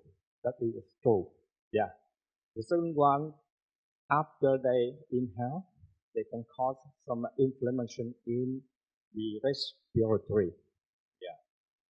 And we have some paper with our students that the project of laser funds. And also, we try to contribute our knowledge to PBC International Conference in Ho Chi Minh City. And my presentation is about climate change impact to health in low-middle income country and primary healthcare solution. Yeah, we have some paper in Lancet Global Health, for example. Yeah, and as you know, through the presentation of Dr. Chan, I would like to go through this one, that the impact of air pollution. And this is how about the climate change. For climate change, I would like to show you that we have the impact in the health, economic, environment, vulnerable group, hygiene and ethnic group. And how about the adaptation? We have the policy, we have the AI, IT platform, mHealth, eHealth, electronic, and wearing equipment that IoT combined together. And Family Doctor is a very promising system. I believe in Taiwan, in Asian country, we have that network from Wonka organization. Yeah, the same with Dr. Chang. However, I emphasize as soon as possible, our children, they have got the very severe impact. That means very soon. It's very soon and very scary for us. Yeah, the aging is okay for us. It's okay. Yeah, but for the children, you can see in very soon they can have the oxidative stress and epigenetic change. It's very important. But I am very impressive for your share experience in this morning. And the same. In here, we look at that we have the indoor air and outdoor air. Also, in Asian country, we in our PhD thesis, the role of mosquito scent is very important. Yeah. And the tobacco cessation and spray scent is very important.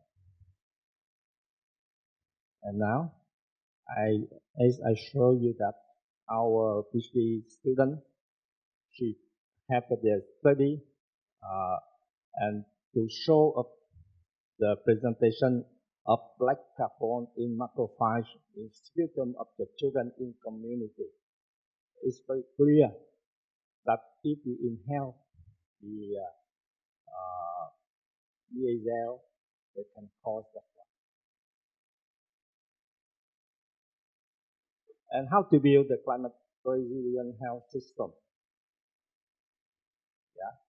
And for some systematic review, we have to strengthening the primary health care, food region clinic, food security program, also focus in digital health, equity, telehealth to expand that access. And we in Ho Chi Minh City, we belong to low middle income country, limited resources, and also in human resources. And how when we find out something, look like the Dr. Chan, and how to transfer this to our user, that our population and also with vulnerable group, aging people, pregnancy group, for example, and very young baby. And we can look at this one. We can, in the health sector, we need to ensure health access in disaster care. Now we deal with climate change, we can have to deal with disaster care and how to access this one. And we have to use the low-tech frugal innovation.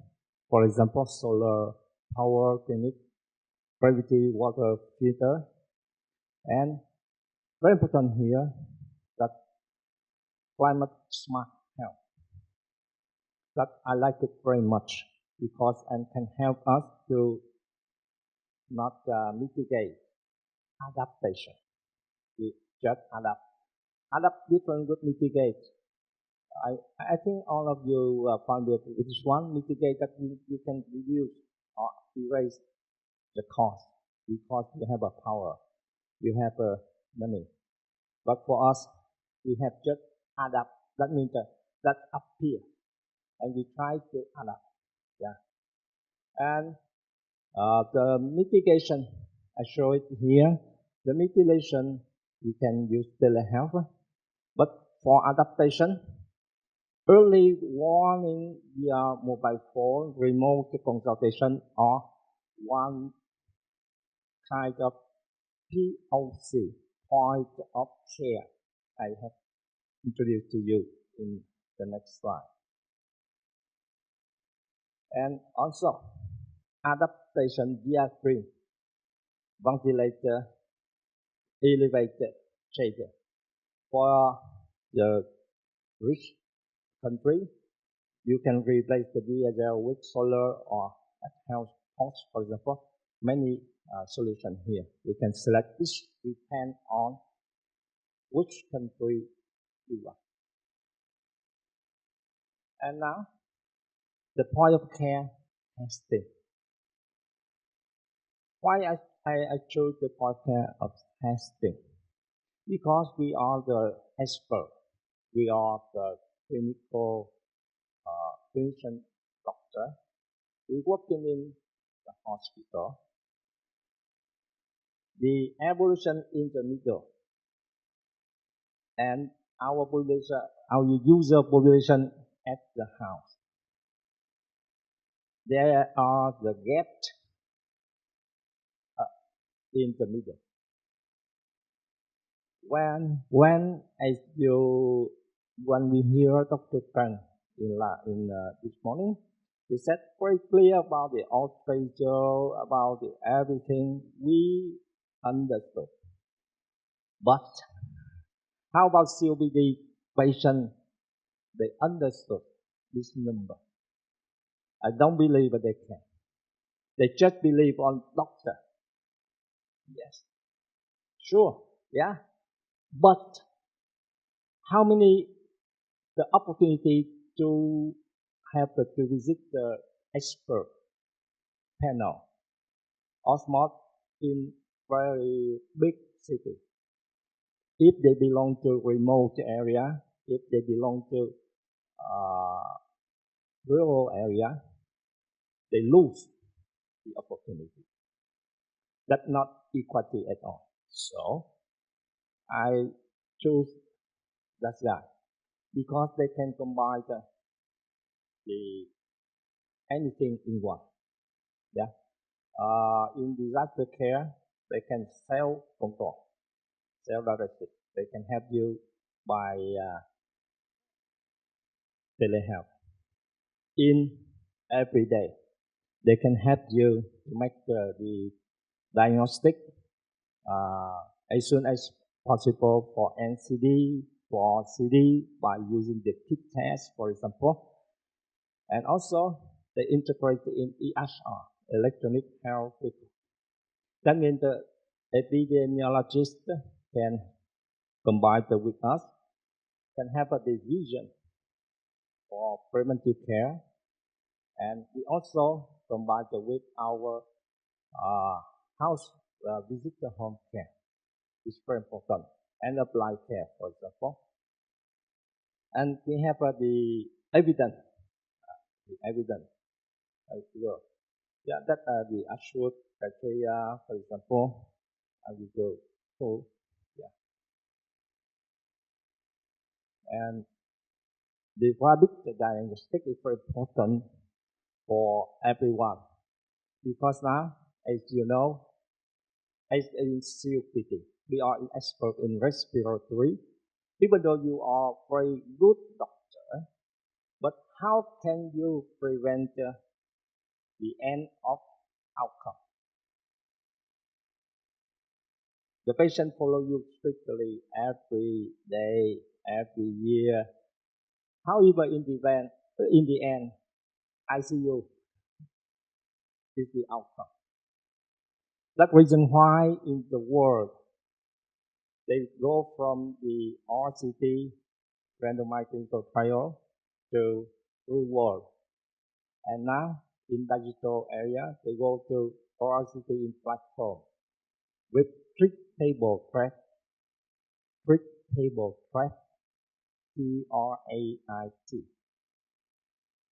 The threat that you can treat each patient, you recognize them as soon as possible. The threat is the genetic threat, biological threat, that means the marker, biomarker, or clinical side threat. For example, now with the diabetes, how do you select the GLP-1, T2, or GLP-1? As soon as possible for family doctor, based on the metabolic or based on the renal. When they come to your office work, it's very important. And POC, rapid diagnostic, is very important for primary care doctor. Yeah.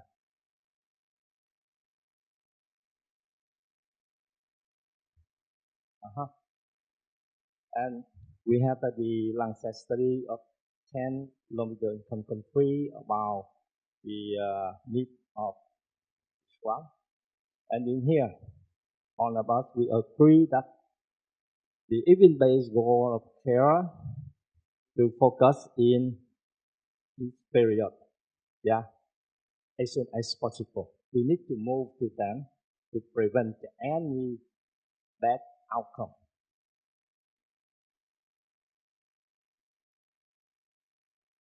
Yeah, and with the POC, we can manage dual burden, CD and non-CD, hotspot in low, medium income country. Yeah, and we are developing country. We have many burden. Our primary health care provider is not well trained in chronic care because we have a limited of resources, because we have a burden of training, we have to focus in disease than illness. And now we have another burden, digital competency. That's a big problem. And we have the challenge with our country, with the patient, and also in health provider in primary care. I show it to you. Yeah. Osmot in health provider, they low competency in diagnostic or plan care. And point of care with telehealth can help us to improve this one. That's it all the time. But now, with the climate change, I really hate that when my colleague asked me, you talk about climate change. And how about in climate change? We can look at with the climate change. We have a great impact in health. That multifaceted. Before, we deal with only health sector. But now, not only health, economic, environment, vulnerable group, global health. So we have to adapt with another strategy. Yeah, that's the way that we have some doctor with the WHO, that the 10 ways in technology and the AI are transforming in primary care. We have to use this. We have the e-health and we have the AI used in healthcare for imaging, genetic, pathology, clinical decision support, for example. And in here, the future of primary care in Vietnam, we have to deal with many things. And so I introduced to you that we have in here, we have the e-health, m-health. That means we connect together with the electronic health. And how about our students? They have to work in that environment. And in the left side, you have to have a E-mentor, and M-mentor. That means you use the model to train them. Both. And now we have the smart community. I show you. We need to move to smart community health center network with the POD. We call that a POD or POC, the same. The POD, that's point of diagnostic. And we combine it with our system, healthcare system in Vietnam. They have the pyramid, and in the lowest of pyramid is the community health center. Yeah, that's the picture I present in Amsterdam. Our theory about the e-health, m-health, e-learning, e-mentor, and m-learning. Yeah, we have done this in UMP. And in the middle, we have e-mentoring with telemedicine, patient-centered care, relationship-centered care. And now, you see, many things appear with family physician, but we try to use in the bottle that the IT solution big data telemedicine, EHR, chatbot in community health center, that means that is smart center. Yeah, that I presented in Amsterdam 10 years ago. Yeah, 10 years ago. And that guy, this guy I like very much. This guy, they make it in Vietnam. They integrate of IoT. You familiar with this one? That the sensor from the measure the tension, CO2, temperature, BMI, and in body. Why? You ask me, oh, it's very simple. Yes, it's very simple. But in Vietnam, you see, the patient, even though we have a very useful network, more than 12,000 community health centers, but they cannot attract the community. For example, sometimes I cannot do this, honestly. But now, if I have this guy in community health center, we call that smart center, if they look at me, Ang, you have a big belly. Wow, I don't like it. Yes. But if I go to the in-body, they tell me that, oh, you have a fat visceral in this way. Afraid.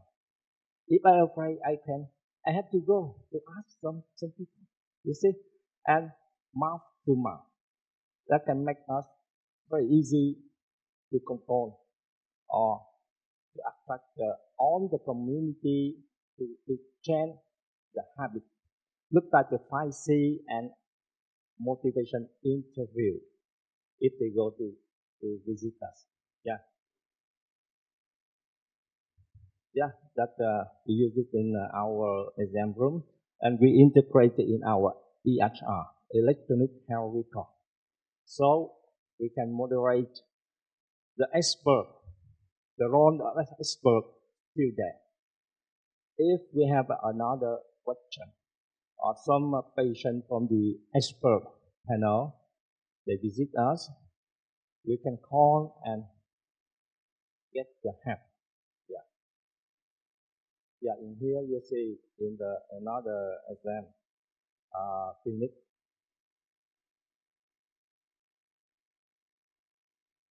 Yeah, and many evidence to show us that that the risk in prosperity cohort we control. For example, all of us we know about the care me. That means the score you evaluate the risk of kidney failure as soon as possible with a CVD risk. And if we integrate it in this one, and if we integrate it in, I would like to show you that. Yeah, in here they have the monitor. Yeah, here they have a monitor.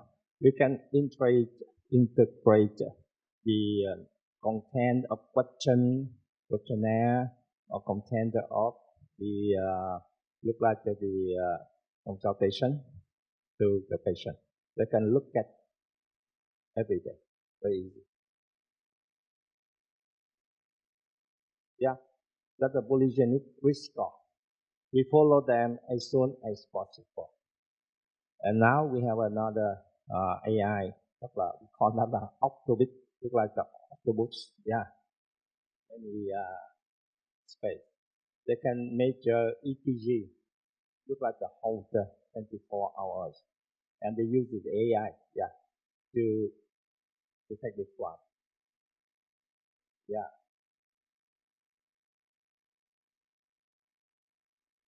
Yeah, that's a way how to go to integrate inside. Yeah, but I try to thank all of you to stay there and learn a lot from your side, from many doctors here, many experts here, many professors here. one more time. Thanks a lot. Yeah. Thank you. And next topic is given by Mr. Cyril Huang and moderated by Dr. Yijun Zhuang.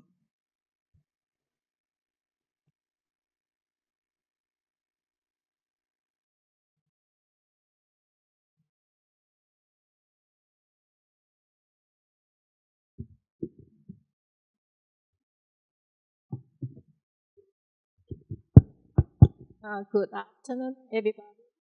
My name is Yijun, Zhuang Yijun, from Respiratory Therapy Department in College of Medicine.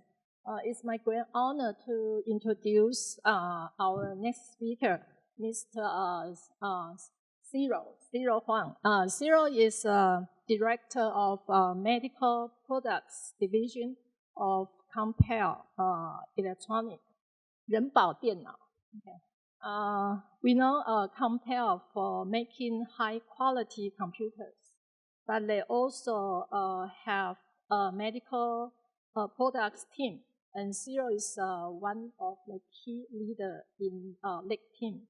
And he has a background in biomedical engineering from National Yangming University and medical engineering from National Tsinghua University. And today he is going to talk about AI for diaphragmatic ultrasound evaluation. We know diaphragm is a major muscle for inspiration. So it is quite important to assess the function of the diaphragm in clinical settings, especially for the patient who is on mechanical ventilator. And with the help of AI, this assessment can become faster and more accurate and even more consistent. So let's welcome Cyril.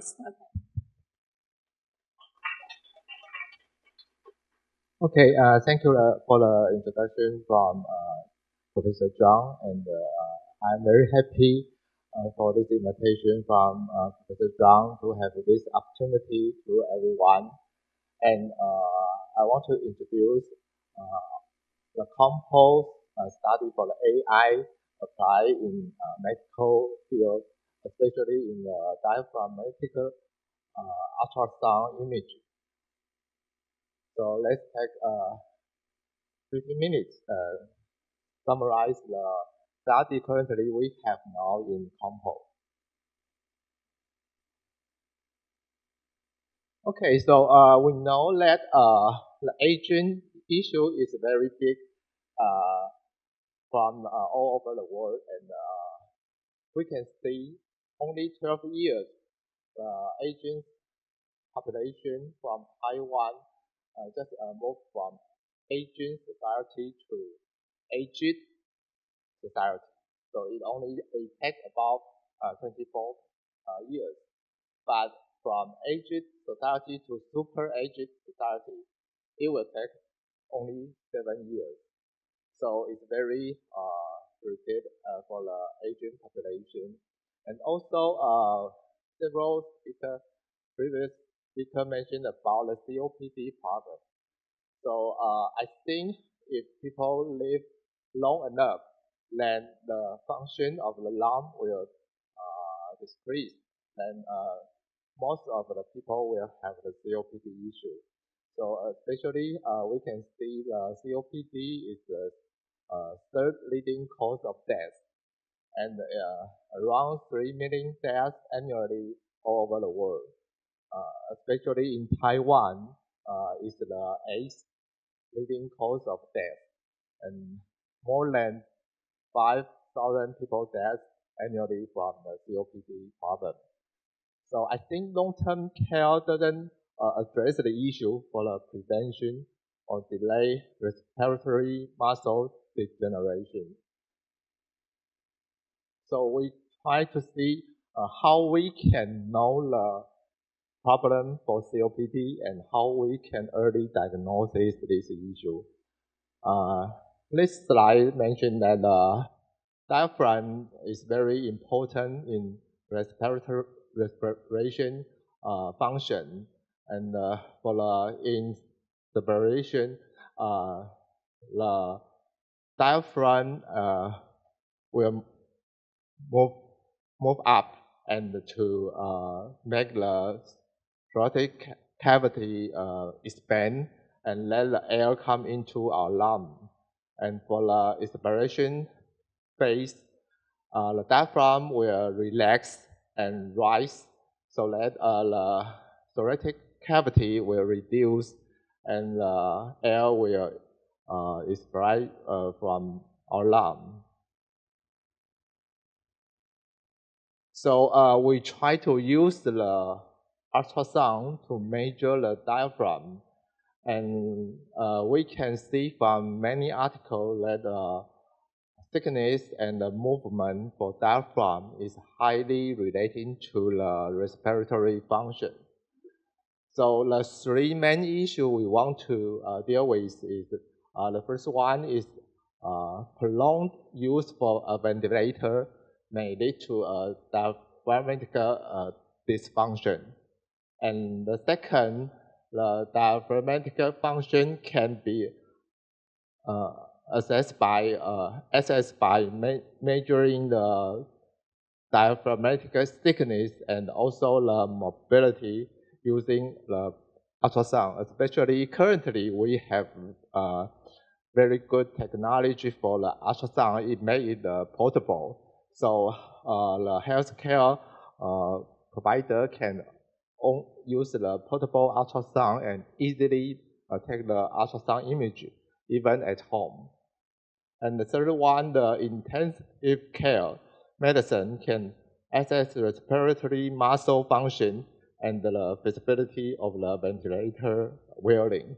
So once we know the function for the diaphragm, we can evaluate if the patient can wearing the ventilator and successfully.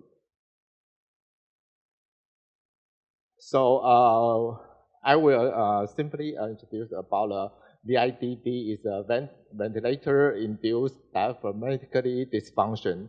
So if patient use a ventilator for longer time, it will make the diaphragm dysfunction due to the structural change and the decrease of the contractile force. So what we observation is that in some of the clinical research findings, continually forced ventilation will deprive the diaphragm of its autonomous movement. And if for long-term use, they may increase the risk of the VIDD. So this is why we need this measurement. So the three major risks we need to take care is the first purpose is the early detection. Use the ultrasound, VIDD will be detected, and the change in diaphragmatic function will be tracked. And the second one, we can use the result for the ultrasound image to optimize the parameters and use for the adjust the ventilator setting and to mostly fit the requirement for the patient. And the third one is what we mentioned, that wearing prediction. So use this image and use the AI, we can early assess ventilator wearing to make it success and highly the successful rate. So this is why we want to implement this technology and this method for the two major scenarios. The first one is the scenario is in the home or the community care system. So once the healthcare provider visits the patient at home, he can easily use a portable ultrasound, because before the assessment only by questionnaire and by some discussion from the patient. There is no quantitative assessment tool and also no any evidence data for the assessment. And the second issue will be the use for in the hospital. We want to have a database to help the physicians and medical staff to continuous checking the function for diaphragm, and let medical expertise can easily predict the wearing time and try to implement some rehabilitation exercise for the patient. So how to resolve the pain point? So the first one we will use the ultrasound to measure. One we use the convex transducer to measure the movement for the diaphragm. And the second, we use the linear transducer to measurement the thickness for the diaphragm. So these two major indicators will be associated and relating to the function for the respiration. And the other purpose is we use the data and we can help to build a database in the hospital. So the doctor and the physician can use this historical data to make a good assessment.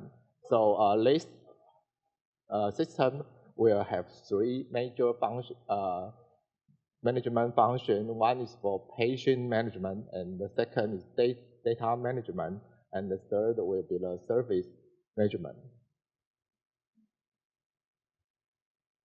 So this is why I mentioned we use the diaphragm thickness and the diaphragmatic expression to measure the diaphragm function. This is introduced for the measurement way. So I think we will give the RT or some caregiver person simple training how to use the ultrasound and take a measurement. But we can use AI for to more accurate and more accurate assessment. So these two examples about the ultrasound image. The left one will be the thickness. We can see the diaphragm is moved relating to the breath. And the right one will be the movement for the diaphragm. So we measure the movement for the diaphragm with quiet breath, and also we measure the deep breath, the movement for the deep breath. So there's 4 major steps how we make an AI assessment for the ultrasound image. So when we get the ultrasound image, we identify the thickness, and we train our AI model to identify the diaphragm age. There you can see on screen is the blue and the red one. And then we try to detect the stable region by AI algorithm. Because when we breathe, the diaphragm is moving. So we use AI technology to select the stable region for the diaphragm. And the final step, we just measure and calculate the thickness for the diaphragm. So this is the result from our AI calculation. So since the upper and the lower edge of the diaphragm may be changed by when you breathe, so the algorithm automatically identify the region with the stable thickness. And You can see the green one is the stable, is what we mentioned, stable age. And that's the result for our AI calculation. We can dynamically detect the thickness for the diaphragm. So as for the displacement for or the movement for the diaphragm, the first one we capture the ultrasound image, and then the AI model can identify the diaphragm age, and also we can predict the trend for the movement about the diaphragm, and then we calculate the displacement for the diaphragm. So this slide shows why we detect and check the trend line for the diaphragm movement. So because we know the ultrasound image is not very clear and very good in medical imaging. So once if the ultrasound image has poor quality, we still can identify the trend line, and we can measure and check the change for the diaphragm. So this is the dynamic image. We show the movement for the diaphragm. So after we collect more data and have trained our AI model, currently we have some preliminary result. We can identify the thickness, and the MIOU is 0.76. It's only 0.01 centimeter different from the ground truth. The ground truth means the age is identified by some professional person. And as for the movement, the MIOU is up to 0.9. And the difference between AI calculation and ground truth is only 0.041. So it's very small. And also I mentioned we also capture the deep breathing movement. So the observed error from the ground truth is also very small.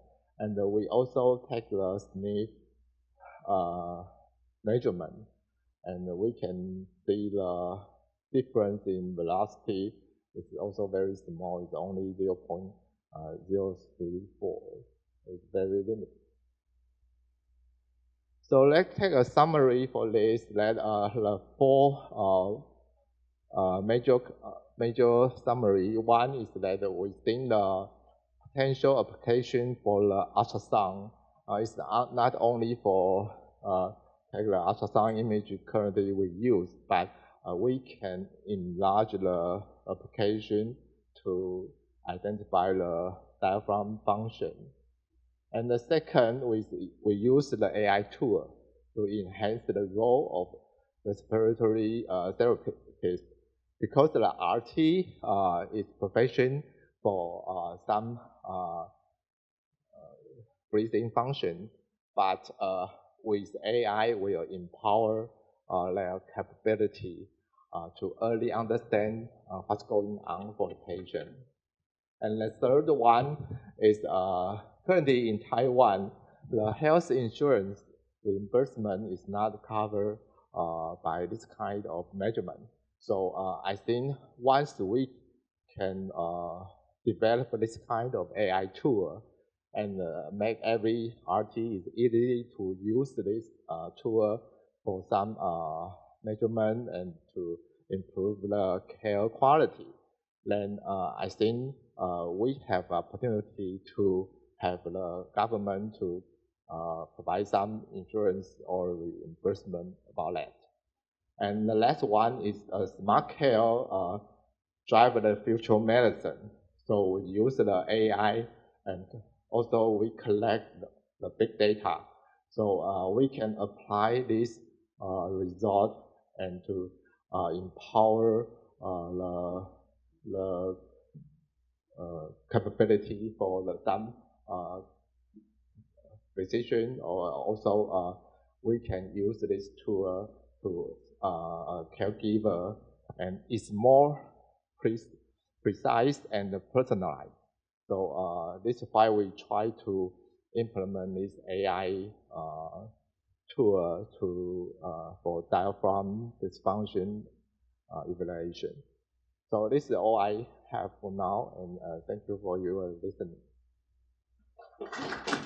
老师 Shall we? Yeah, and thank you, Cyril, for your wonderful presentation. Okay. Thank you both. And next presentation will be given by Associate Professor Pan Renhao from Zhonghai University, and moderated by Dean Lin Qinghe 教授 from College of Environmental and Life Sciences 辅英科技大学。谢谢。Good afternoon. I'm Lin Qinghe from Fuying University. I come here because we also organize a USR program. Our topic is focused on also air pollution and carbon management and also artificial intelligence. So I come here. I hope to make some connection with all of you. So our next topic is very interesting. It's focused on digital integration in geriatrics and chronic care with the subtitle Digital Community-Based Primary Healthcare from Connection to Implementation. Our speaker is Pan Renhao. He is currently associate professor at Donghai University at Central Taiwan. He is also the founder and the CEO of WorkCare company. It's a well-known company about related remote healthcare. Today, he will share us his academic experience and also in the industry. Ladies and gentlemen, please join me to give a warm welcome to Dr. Pan. Thank you, moderator. Hello, everyone, and thank you, Dane Gore, to invite me in this speech. Today, I would like to introduce some practice work, not only about academic research, but also how to implement and how to deploy to the real community environments. Okay, so today we will more focus on how to solving the health inequity issue. As the presenter mentioned before, how to connecting from research issue to the real practice. It's not only about research, it's about engineering, it's about service, it's also about business model. So that's the full pathway. Yeah, it's very complicated and difficult. Okay, so I am a research background, and my research focus on IT, and cloud computing, and data science. So, but I also focus on how to apply those technology in medical or bioinformatics issues. Now that's my background, focus on medical informatics, bioinformatics, and digital health. Okay, now and also teaching in the Donghai University Department of Information Management. And as what I mentioned before, Taiwan is now become a super age society. So this year is a very important year because we already arriving. We have a 20% population is elder. It's around 4.7 million. But the serious problem is we have a 12%, nearly 600,000 people is disabled. And we have around 17 elders frail. So that's a serious issue. So, but we faced this problem for a long time. This is my research 10 years ago. In that time, we're using the ultra-red camera to take a wound photo combined with machine learning automatically to analyze the size and the depth of the fragile sore. But what is the serious issue is now this situation has become more and more because we are arriving in a super aged society. So in Taiwan, we face dual challenges. First, long-term care, and second is a chronic disease. So that's why our policy in our government is focused not only for treatment, but also we move to the early prevention. So that is a policy in Taiwan for health care issues. It's for chronic disease management or even for unhealthy behavioral change, like and different kind of health disease, nutrition or self-control and so on. So, and that's why our long-term care policy is now setting a lot of senior health promotion center in our whole nation. As you can see, the red dot on the map is a elderly care center in whole nations. But the problem is we still have a serious inequity issues because in the high mountain area, in the island area, they have not sufficient resources. So that we call it a challenge of community health care. First, insufficient care resources. Second is a geographical barrier. And the third is a lack for personalized services. That is a problem in Taiwan also we're facing. So our goal, my team, actually we built out a social enterprise with my students. I lead them. We have a team to serve and develop technology to solving problems. So our goal is to breaking the barrier by technology innovation and also for the resources engagement. So what is the idea? We create an idea called digital symbiosis. We're empowering every individual, communities, and professionals to connect in this virtual world to solving their healthcare problem and also to provide healthcare services to their patients or to the elders. The concept is very difficult in the past 10 years. People is really difficult to understand how to shifting healthcare and medical into a virtual world. But after COVID-19 pandemic, I think everything is changing and we move forward. Okay, so in these 10 years, we trying doing so hard. And now in Taiwan, we already deploy over 1,400 communities in Taiwan, especially in the rural area. Those community centers understand how to using digitalized tool to helping their elders. So if you visit the high mountain area or island area, you see the elders who doing exercise with online physical therapists or making one-on-one consultation with physicians in the rural area, who probably is our service in those communities. But what we did, actually we created a brand new model so all the online experts can provide consultations, professional lecture, digital therapeutics, online rehab, or remote case management to the elders. And also we launched the capacity building for the local caregiver. Most of the services in the past only can derive from the hospital, nursing center, or university. But now we can extend those services directing to the rural area, remote areas. But all of that we need to base on the evidence. We have an evidence-based medicine, right? So in these 10 years, we developed a lot of tools to collecting data. So including, we call the digital biomarker, recording and tracking, we can collecting blood pressure, behavioral, environmental information, or caring informations. And then, more special is we can authorize, after the user authorized, we can connect him to our National Health Insurance Data Bank to access the patient's EMR data, their lab data, medical record, or the prescription.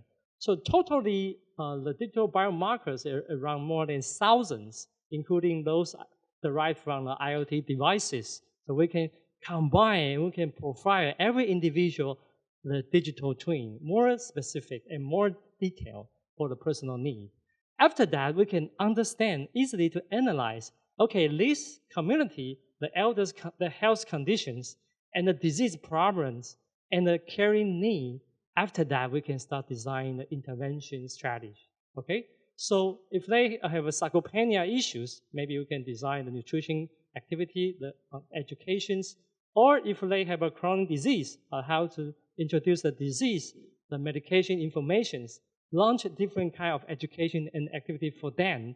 So, and we transform a new concept we call social prescribing, which is a method from UK from 2019. In Taiwan, we're trying to connecting those elders and patients to the community services. But the problem is, even in the rural area, we don't have any resources for social prescribing. So we digitalize the social prescribing and categorize the 9 different fields of the activities for the elders. So the elder can join online to into this different kind of activity to increase their social connections and the physical activities like that. So that's an example to show you. This is a community called Laiji in Alishan Township, which is a high mountain areas. After we analyze it, and we recognize what is the need of medical professionals. And then we invite them to design intervention strategies. So we can arrange a lot of online activity to them, and then we can introduce them in that. But who can perform this kind of online services? We are an IT team, right? We are not the medical professionals. So from the very beginning, we open platform that's like open source, open software. So every expert can join us. So now we have more than 3,500 medical experts, which cover 15 fields. We have a doctor, nurse, dietitians, RT or OT, so they can provide service, and we can engage those resources to the communities, to them. But so first, those experts can launch the online consultation with the elders remotely. But that's a case show you. That the case is before COVID-19 pandemic. We already launched this kind of services in the rural area. So after that, the expert will report the elder's condition directly to the local caregiver, the community health care worker, to them, so that they understand what is the medical issue of the elders, what the resources they can engage. So next, and we can launch one-on-one consultation with the specialist, different kind of medical expert to solving their problem, or referral to the hospital. So that part is focused on prevention and primary health care. So what is the benefit for our society? Actually, relying on the digital technology, we call that is a digital multi-domain intervention for a rural elder. In the past, 40 rural communities, you had to send in 40 experts to there for training the elder. This is about the muscle enhancement training. So now only one online expert, we can train directly for 800 elders in the same time, greatly save the cost in that medical prevention issues. Especially in the rural area, they have no expert can engage, right? That's the problem. So now every day we have thousands of the elder online training, especially in the rural area now in Taiwan. So, but we had to face a lot of issue about the elderly care. So we have so many different kind of issues need to solve. So we couldn't rely on the local healthcare giver because they are not background from healthcare and medicals. So we launched a 24 hours online nursing service. In Waka, we have 400 nurses registered. And now we have more than 100 nurses providing service online. That's a Uber-like services. So everyone can stay at home and provide online service directly to the remote area, to the rural areas. But not only the expert service online, but also in very beginning, and maybe 2020, we start using the machine learning to embed in our services to providing to the caregiver or care receiver. So in that time, the first target is about how to supporting the caregiver to help them to solve their daily caring work. So also we design many tools to them so they can easily to tracking the elders' conditions, their wounds, or their lab data, to make a brief summarizing or health education to the caregiver so they can easily to understand, and also they can easily to communicate with other caregiver. Just an example to show you. So they can easily to use speech to text to describe the elder's condition, and then AI to analyze it and providing report and suggestion and educations. If that's okay, so they can directly to translate, for example, to Indonesian to communicate with the foreign caregiver. So all of the caregiver can understand in the same goal for caring the elders. And not only, and we found out they are not only use this kind of tool to their care receiver, but also for themselves. So one day we see a caregiver posting a question about he have a diarrhea with breathing, and AI say, explain the possible causes and recommend them to the hospital. And after that, he posted a very horrible photo. He have a very serious breathing issues, and AI say, get to the hospital immediately, please. Okay, unfortunately, in the end, he replied, oh, okay, currently is in an emergency room. Doctor is already treated that. And then I said, great, please cooperate with the doctor's treatment. So you can realize in this AI era, everyone start understand how to use resources online in the virtual world. And also in this virtual world, AI will become a role to like a human to support people, to communicate with people.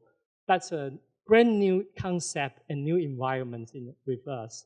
But not only for large language model, but also we can combine those different kind of information from personal health record, digital biomarker. We can do in the risk prediction, behavioral analysis, or natural language processing or natural language understanding to provide a notification if they runs high risk. But I can show you some detail about the framework architecture. You have to build out first the data convergency, the data lake, and then you can send to the convergency engines, processing, AI library, or inference engines. And then we have an API layer to connecting with the academic analytics or application purpose functions. So that is a system architecture we build out for supporting the medical or healthcare issues used. And that just show example. We have many years collaborate with Dr. Wu Dawei医师. So we are focused on the COPD patients. So patients can easily tracking their daily exposure environment information like air pollutants, PM 2.5. If they run high risk, system will automatically to notify them if they run high risk. And also the environment, about the weather information, the UV or the humidity conditions or the rain conditions. So we integrate that and we can combine for the predictive model. So we can analyze it, for example, asthma with PM 2.5 in 0 to 9 years of age group. So that the peak will be a risk point. And if they run the risk point, we can notify them immediately. So not only for asthma or COPD, but different kind of disease, we can launch these prediction models. And then after prediction is not enough. In the research, we focus on prediction, accuracy. But in the real implementation, we have to focus on intervention. How we provide intervention to people, how we analyze the outcome. That is the real world. Okay. So in this case, AI will notify every day to communicate with the patient, with the elder, to provide a health test and encourage them to doing some health behaviors. Okay, so and also the user can talk with AI for health education. And also the case manager will send in information every day to the patients and that. But we have to understand we couldn't let patients directly talk with a large language model because they have a hallucination. So for example, this is the hypertension issues. We trained by the American Heart Association guideline. We have 7 chapters. So we train into the language model, and a language model will reply based on the clinical guideline. And so now we already launched this kind of product and services, and we are the first National Health Insurance Administration recognized digital care solutions. So in Taiwan, in the clinic, now the doctor can give them the medicine, not only the medicine, can give them the app. So have an AI to accompany with the patient to every day encourage that for patient adherence. So we can make a brief summary before and after. In the past, in the community, only have 2 options, self-care or hospital visit. But now they have more. They have self-care. They can join the digital social prescribing activity, AI counseling, or professional group counseling, or general one-on-one consultation, or even digital therapeutics, or a hospital visit. So all we do is for keep the elder healthy and in the prevention and primary care stage. Okay. So, but we still have to analyze the impact, right? So the community intervention efficacy assessment, we focus on the need, the elders' literacy and health status, and staff the literacy of the caregiver, and the interventions qualities. So totally we have 8 different kind of indicators. But most important is about health literacies. So after we can analyze, after 1 year intervention, the elder low literacy from 80% decreased to 24%. Sufficient literacy is increased from 8 to nearly 60% of the sufficient literacy. And also we launched some, because we mentioned about the digital therapeutics, it's like a software as a medical device. So we launched some RCT trial. So for example, this is a hypertension trial we are now working. Already have more than 3,400 people joined us. We comparing AI and online nurse, how is the result and the outcome. So you can see after the digital way to intervention that the connection, attitude, and behavioral is improved. And also after 3 months interventions, so we can realize that high hypertension groups, the hypertension, the blood pressure is controlled. The SBP control from 2.8 decreased to 6 to 6.7. Okay, so that is the impact of the digital intervention and the outcome about the medical issues. Okay, so the idea is increase their literacy, change their behavior for more increase the compliance to solving the problems. So in 2019, Johns Hopkins have a paper to mention about the community-based primary health care. And in Taiwan, we created a brand new concept to digitalize the community-based primary health care to our remote areas. Until now, we already impact for more 1,400 communities, and we impact for a benefit for 1 million elders to join us, and we train, empower over 21,000 caregivers, and also we fit different kind of SDGs, especially at SDG 17 with ESG. We create a cross-sector partnership with the world-famous international company like Google, like Nova Nordics, the ASML, or Sandori, or in Taiwan, Acer, different companies and governments to move forward to provide services to the rural areas. In Taiwan, now we have 93 areas, rural area. And now we already serve more than 80% those rural area to providing professional service, caregiver training, health intervention in our whole nation. But we are still doing hard to solving their more specific disease issues. I think that is what we are very happiness and joy is we keep our 10 years promise. This 10 year will bring hope to the rural seniors. And now they are, every day they join online in this virtual world to doing exercise, to learn how to care for themselves, and also invite their family to join us. every day we have thousands of seniors online to join us. So that's why we say, WellCare, our goal is achieving health equity to solving the healthcare issues anytime, anywhere. Thank you. It's my presentation. Thank you. Thank you, Dr. Pan. And the last presentation is delivered by Dr. Zheng Zhihong. He's from the Division of Pulmonary Medicine, KMU Hospital, and is moderated by Dr. Wu Dawei. He's the Director of Center for Environmental and Occupational Medicine, KMU, Xiaogang Hospital. Dear audience, my name is David Wu. I come from Xiaogang Hospital. He's my colleague, Dr. Chen. It's my great pleasure to introduce Dr. Zhihong Chen.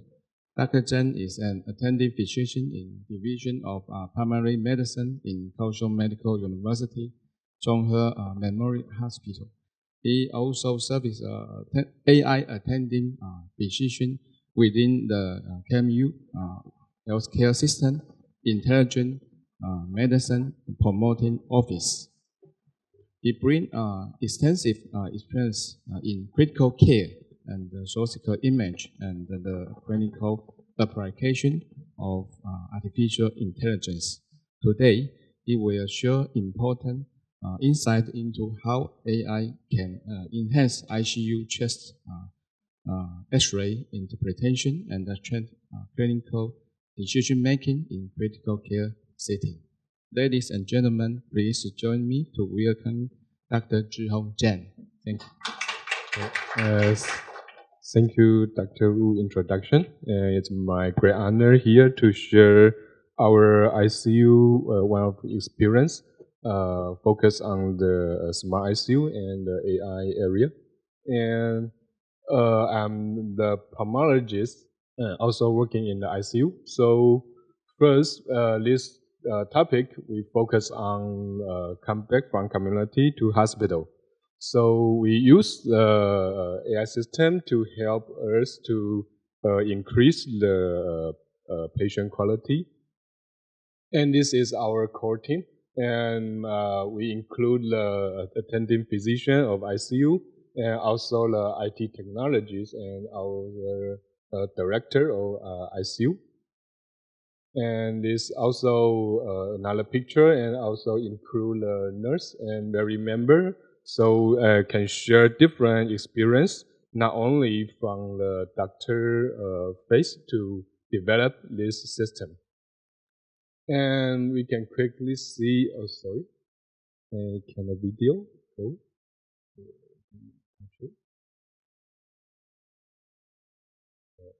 Okay, sorry. I just want to introduce the clinical issue is during intubation. It usually is very busy and the tempo is very quick. And after we just intubation, we usually check endotracheal position, but we just can check the external fixation mark. And routinely, we will take a check survey and to make sure the tip of the endotracheal tube in the trachea is the position is too deep or not, or is adequate.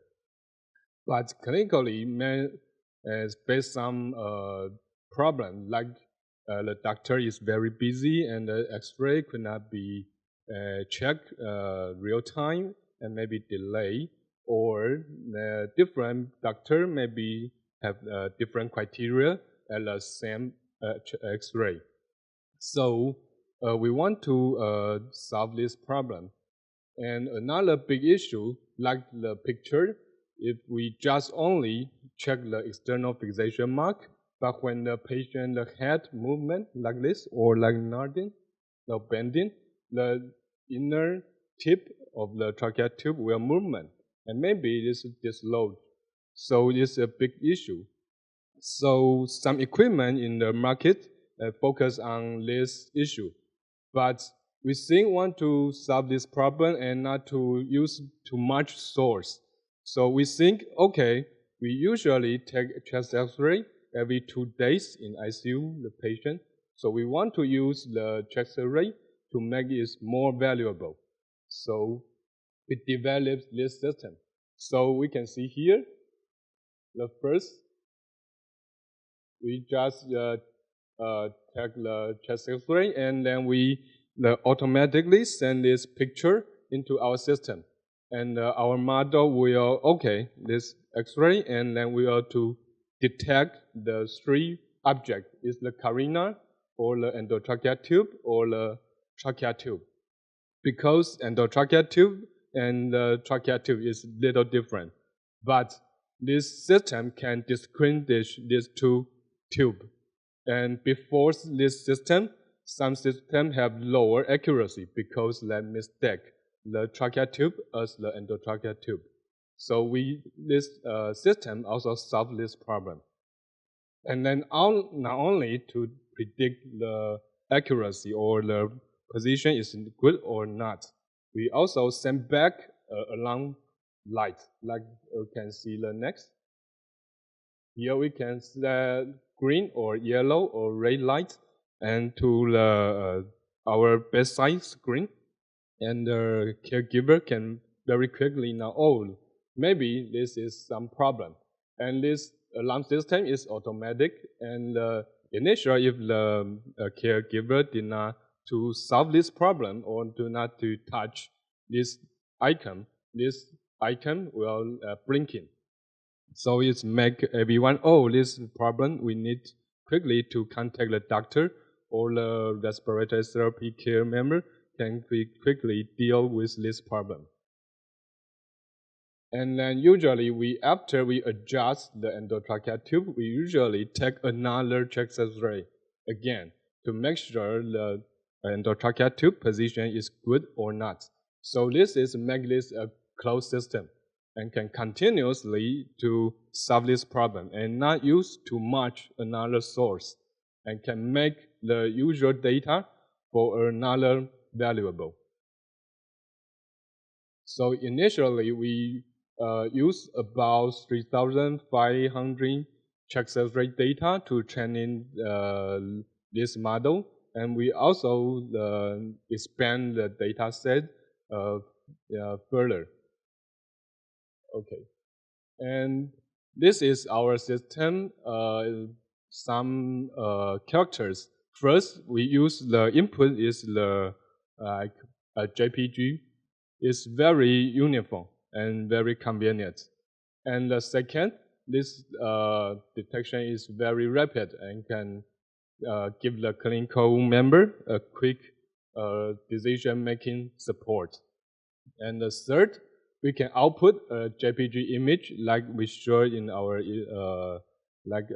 this point, but also can send back JSON files, and can this use like website or other equipment. It's very flexible. So this is our system characters. And I'm sorry I could not to share too much outcome because this study is under publishing. So we just can see after we use this system and the unplanned intubation really decreased, and until this August is almost zero. And we have another chance in this year. We have cooperated with another hospital in Taiwan to perform the cross-hospital evaluation. And totally, they have another 5,000 chest X-ray. And to make sure this equipment at different hospitals have the same quality. And we also want to evaluate, like just before we showed, the unexplained intubation rate is decreased. This is a clinical problem. So we also perform the clinical trial. We also, here we can see the clinicaltrial.gov. We have a project here. And this project has complete and data analysis progress. So I quickly share this experience, and our system can quickly make a clinical decision, support for a clinical member, and another, I think this is another very flexible or not to use too much resource. Just usually clinical chest X-ray data and can more valuable and can solve this clinical problem. And we also publish this in the American Thoracic Society information poster, and have this exhibit recurred in Taiwan. And we also have a great honor to win a Taiwan Future Tech Award and in this year. And now this system we have developed and performed the technology transfer to the 动视科技公司. And so maybe we will to make this system to a medical equipment. So we maybe cooperate with this company. Yes. And we have Taiwan patent, and we also apply in United States, Netherlands, Japan, and Singapore. And some patent is pending. Okay. So it's very great honor again here to share this experience. I'm sorry I have the clinical duty in the afternoon, so it's just very quick sharing. Thank you.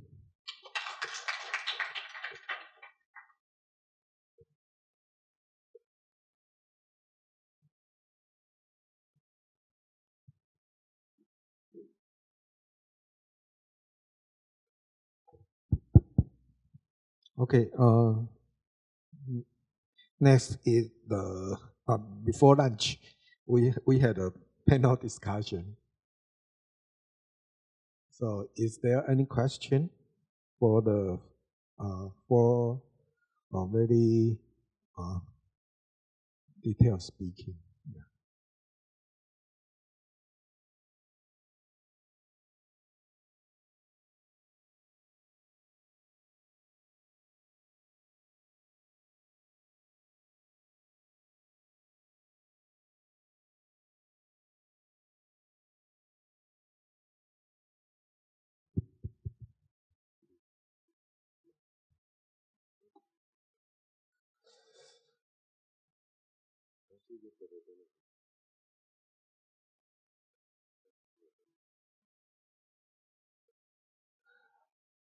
Okay, good afternoon. I think it's we have many presentation. All this presentation is very high quality, very interesting. So maybe it's our center. We will also have some research. Maybe the direction is the same of Professor Pan and Professor AI. Yeah, also yeah. So before coming here, so we mentioned about we need to present about its AI to detect the lung is DC. But however, we need to present this next time. And with this small experience, when we focus about using X-ray to diagnose, the internet is diagnosed, the human is lung DC. So with this our research, besides we use X-ray from his hospital, we use a database from Stanford University, 2019, with 224,000 images already in this big database for 14 lung DC. Because I think this is the good is the database store, so we can combine from X-ray hospital and then compare with data. It's more improvement. Yeah. I think it's when we talk about when we recognize this is the DC, so I think it's not enough. But the result, how many percent the pattern can get it related to DC is better because it's here when we use AI. I think it's initial diagnosis. We cannot it is the result, the final result. So the AI result is reference for the doctor, and also the partner continue have a next step and to check to test and before recognize what is DC. So with this our research. So I hope we can share more information about this. Thank you. Yeah.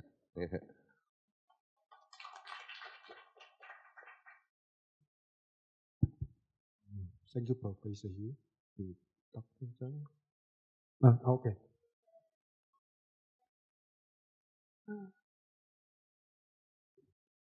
Good afternoon. I have the question for Dr. Pan.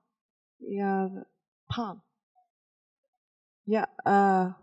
So can you say the difficulty when you provide the online service?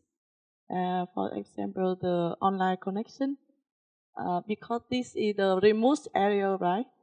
So how you deal with this problem? Yeah. Okay, the difficulty of, I think they have so many.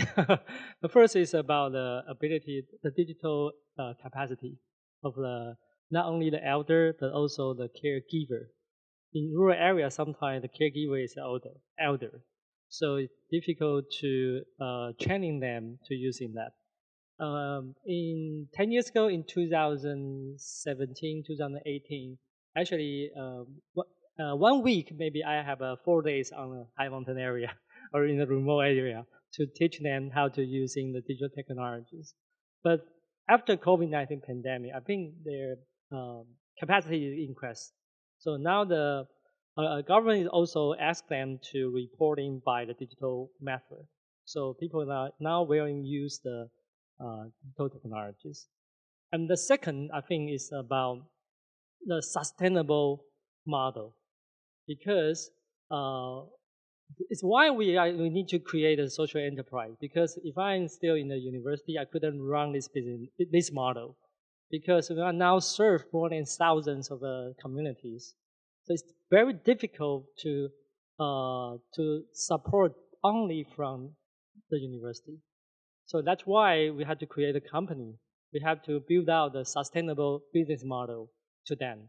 That's why we collaborate with many international companies with the ESG issues. So they can, we can have a collaborations, and then we have the ability to serve these so many communities. I think that's the most important things to run this kind of model. Yeah. And the third, I think the minor is focus on how to prove your service is workable and have an impact and outcome. So now I think the issue is more important, how your software to fit the FDA need. You have to have a software as a medical device approval, and you have to pass the FDA so you can provide these kind of services. But this part is all for business. It's not for research. That is my. Thank you very much. Sorry, I may have one more question. Yes. Yeah, Professor Wing Jing, whether your service have provide service, they approved by health insurance in government or private, yeah, and how you convince them first, because how you convince them, yeah. Second question, in disaster care, in typhoon, in many things, how about you maintain the sustainability of your service? Yeah, thank you. Okay. But also it's a very important issue, two important issue. The first is how to convince the government. Actually, it takes time. I was cooperating with the government from 2014. So we spent more than 10 years to support the government to make some health policies. So that's why we create a trust. And then everything you have to rely on evidence. So from 2021, globally have a new concept we call digital therapeutics. So from 2021, but even now, 2025, we still not proof of digital therapeutics. But this year, we have a sandbox, policy sandbox to run out these digital therapeutics. So that's why we trying so hard using 5 years and to convince the government have a public insurance cover this kind of service. But in Taiwan it's more difficult because our regulation is more strict. So you have to change the insurance cover requirement is very difficult.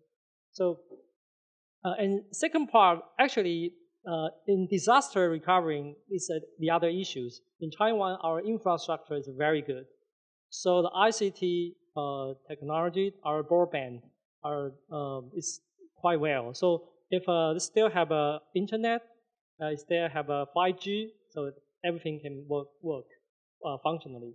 But if we lost the internet, we do nothing, actually.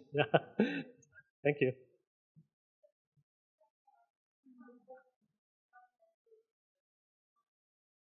Now you have lots of online medical service from different medical professions.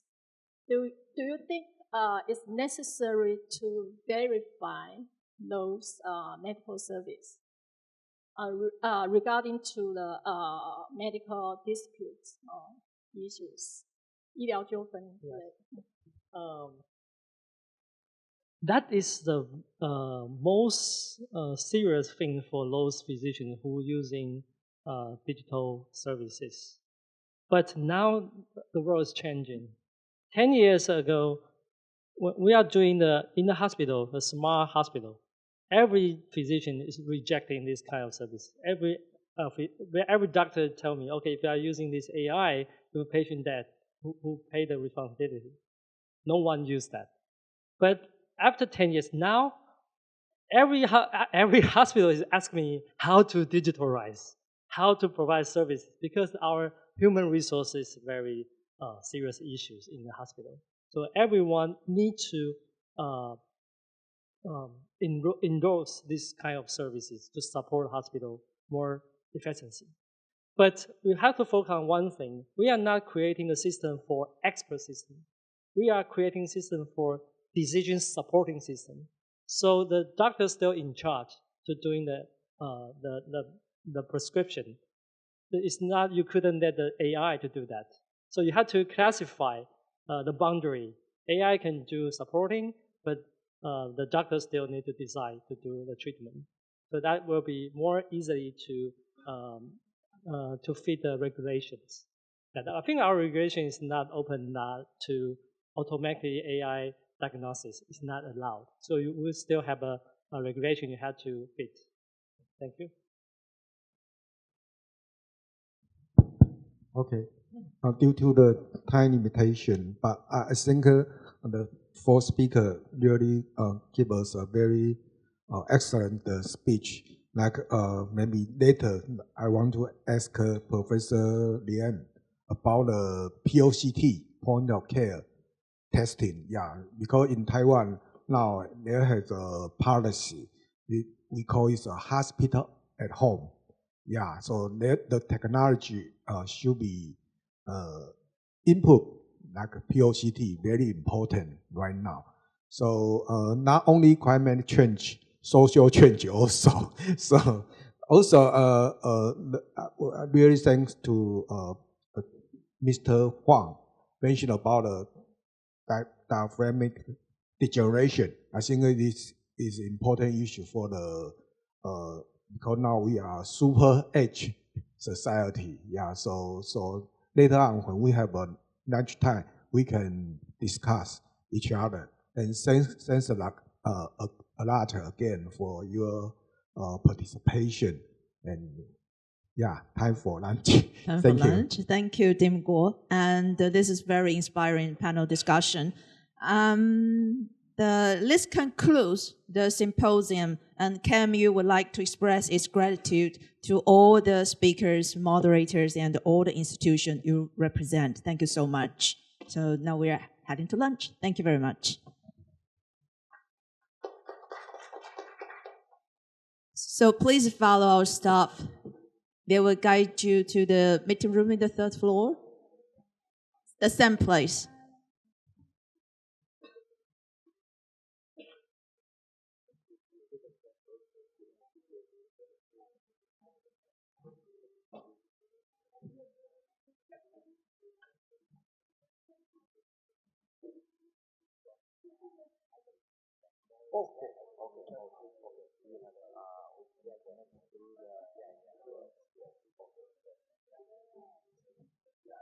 Ms. Lin, should every participant please help us to do the questionnaire?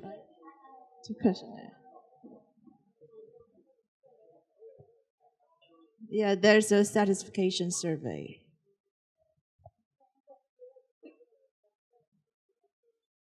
Because we also have social responsibility program. We have several countries students come from Vietnam, so we. 但是满意度问卷学者需要吗？需要。Okay. Because we have next. Everyone, please bring your belonging with you, because in the afternoon there's the other event in the in this place. Please bring your personal belonging with you, please.